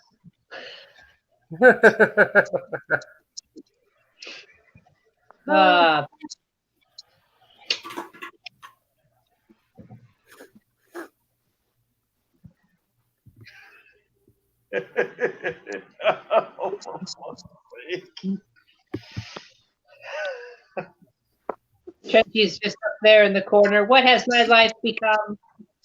Why do I let them do this? It's become a cheese factory. That's what it's become. Also, anyone visiting Trenchy's house, don't eat any grilled cheese sandwiches. That's all I'll say. If he offers you a grilled cheese sambo, don't take it. Soylent cheese is made at Trenchy.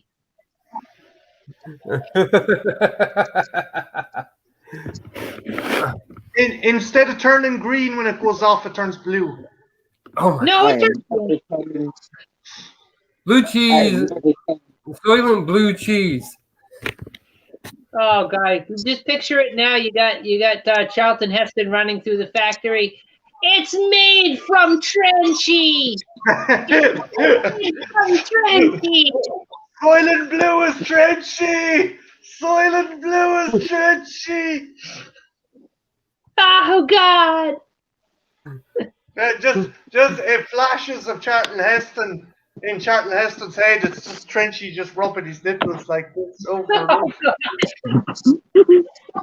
It's just you don't see it happen, but you see him grab the best pup. I am never telling you people my hopes and dreams again. Your hopes and dreams are to be able to lactate and make your own milk.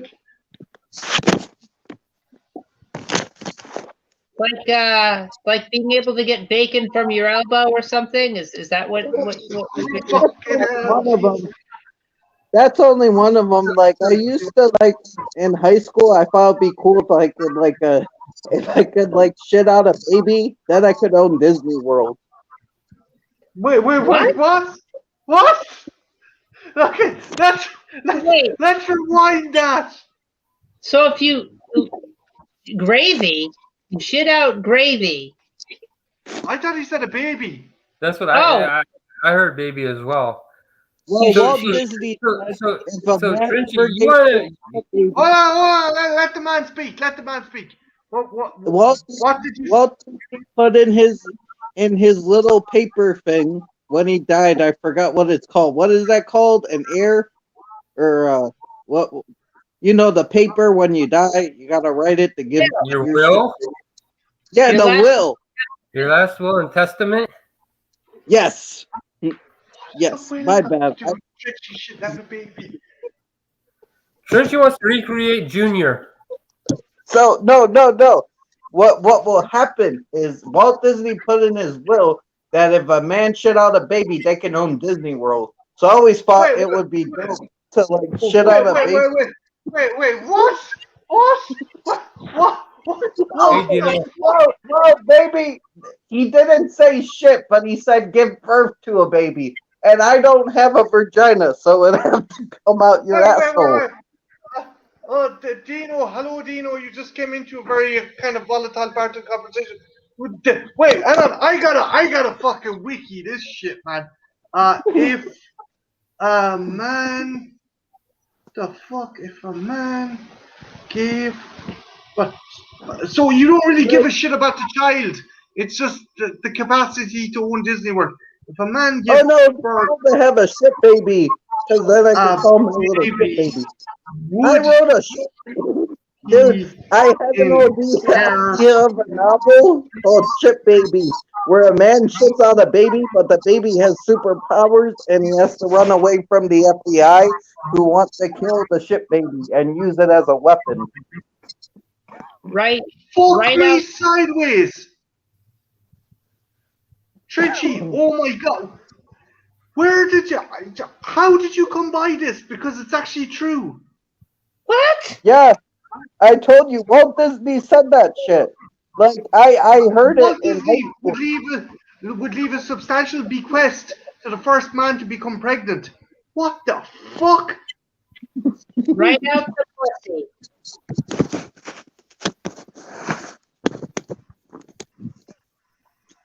See? The, You- the you actual thought I family was mad. contested it. The actual family contested it. Because See? they're contesting it due to the issue of, and due to the issue of recently transgendered men who are giving birth. They're actually, there's a number of them trying to fucking hell, man. I told you, you thought I was mad. You thought I was mad. But I was right. Where did you come by this fact first? How did you fucking come by this? Because I never even thought to look at that. Oh, some kid told me in high school. We were talking about it at the lunch table. As high schoolers often do. Like, exactly. The thing is that they're still deciding whether this is an urban legend or not. But the family, it seems to have caused an issue. The family are so worried about this thing being put around.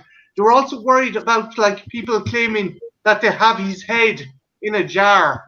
So they're trying to fucking prove that his body is actually properly buried. Because apparently his head is in a jar, cryogenically frozen somewhere. You heard that one, right?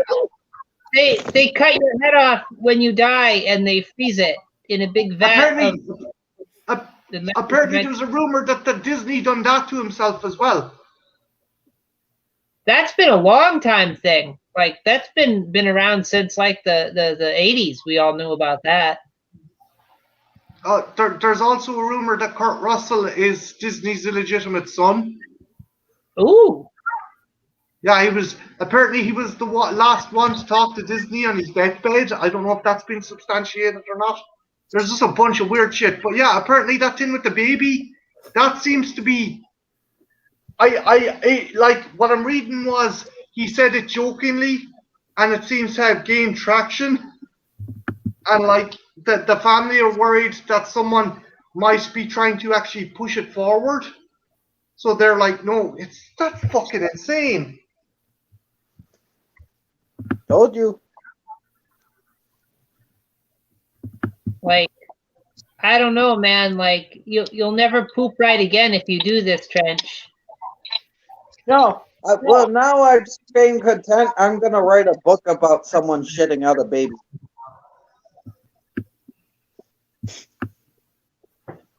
My God, what a weird world we live in, guys. What a weird world. He said it in jest. It isn't in writing or anything. Like it says here that yes, he said it, but it was an actual stipulation is false. He's basically said, "Oh yeah." What? Yeah. No, I had a long conversation about this with this woman on the bus once. Like we had like a 3-hour conversation about this. Did you know this woman? Richie, did you know this woman prior to getting on the bus? Oh, I met her earlier that day, but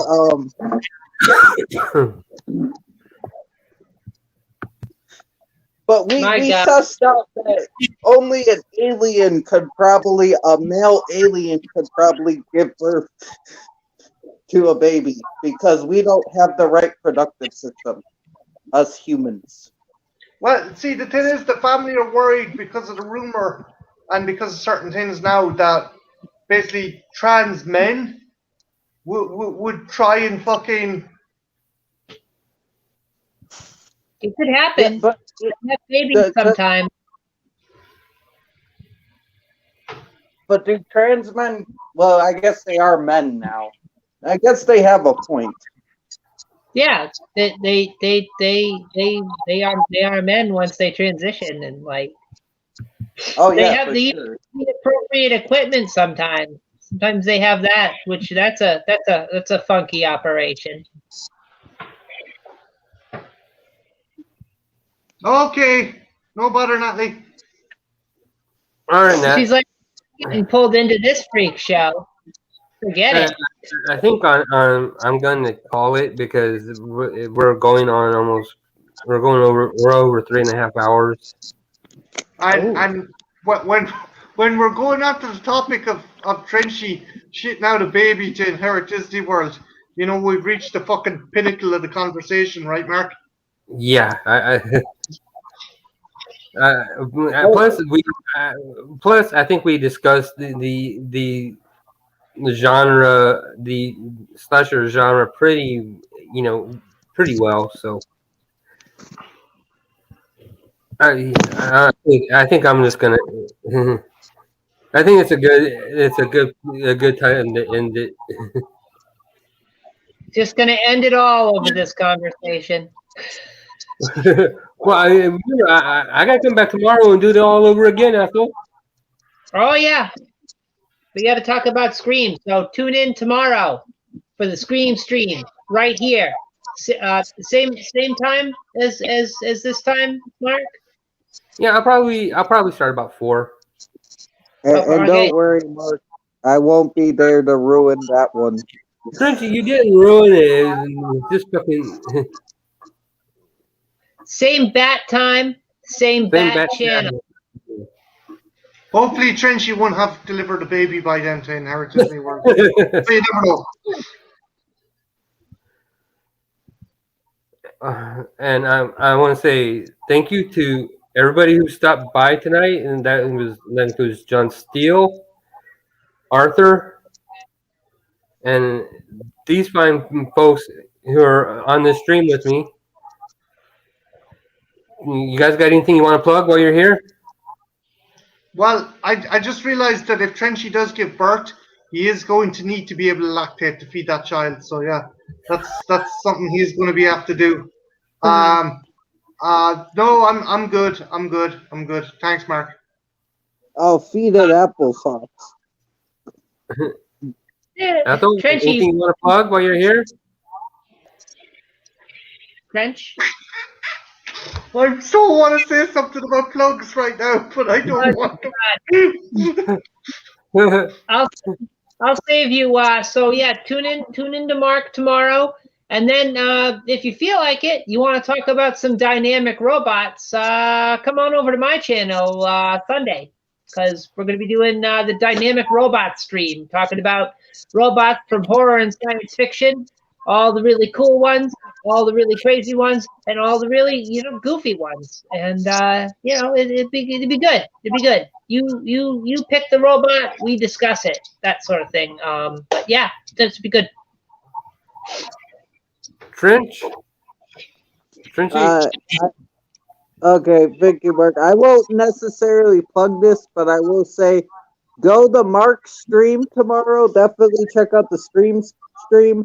And if you want something to watch the day, or Apple's doing something, if you want something to watch on Monday, there should be the playback of the stream I'm doing tomorrow with Collector Man and Amphil. We're watching Troll 2, so definitely catch that playback. But definitely try to go to Mark's first, because Scream, man, you gotta support Scream. So check out Mark, check out me, and then check out Trenchy. You don't want to be a troll under the bridge for that stream. So check it out. And on that note, I'm going to again thank everybody who stopped by, and I am going to end the stream. Adios. Adios.